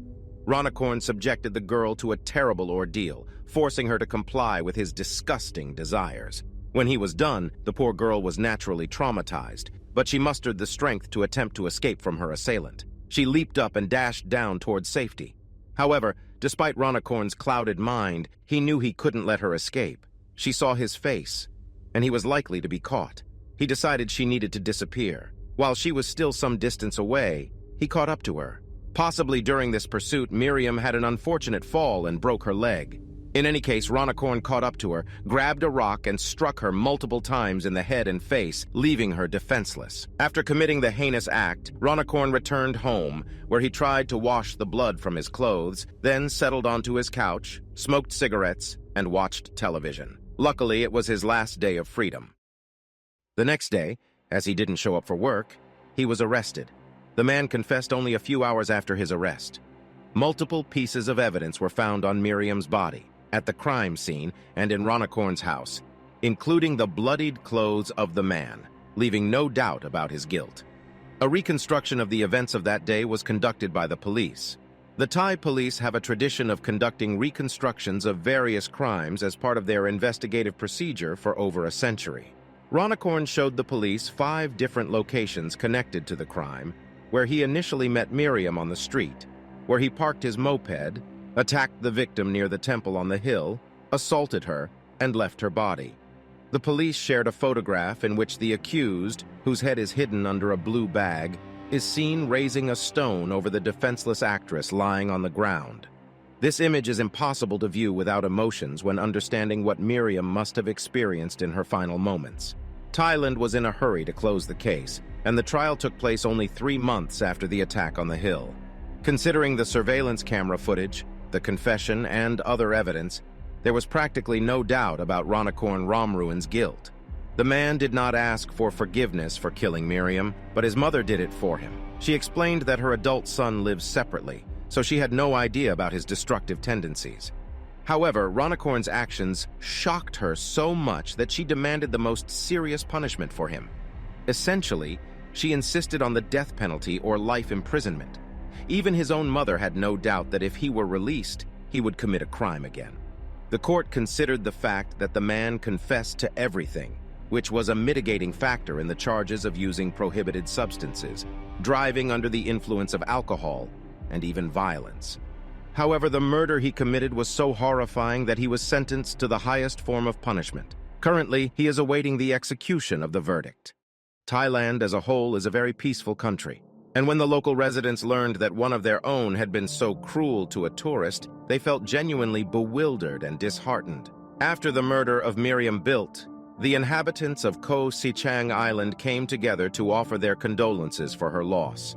They brought flowers, prayed for her, her family, and for the hope that the girl's loved ones would soon find solace. Thailand depends on tourism, and they are concerned that the negative reputation will impact foreigners' desire to visit the island. But nothing can compare to the true victim of this crime, Miriam. Miriam was a young, adventurous, and ambitious girl who embraced life to the fullest. She was at the very beginning of a successful career, yet still found time for herself and to broaden her horizons.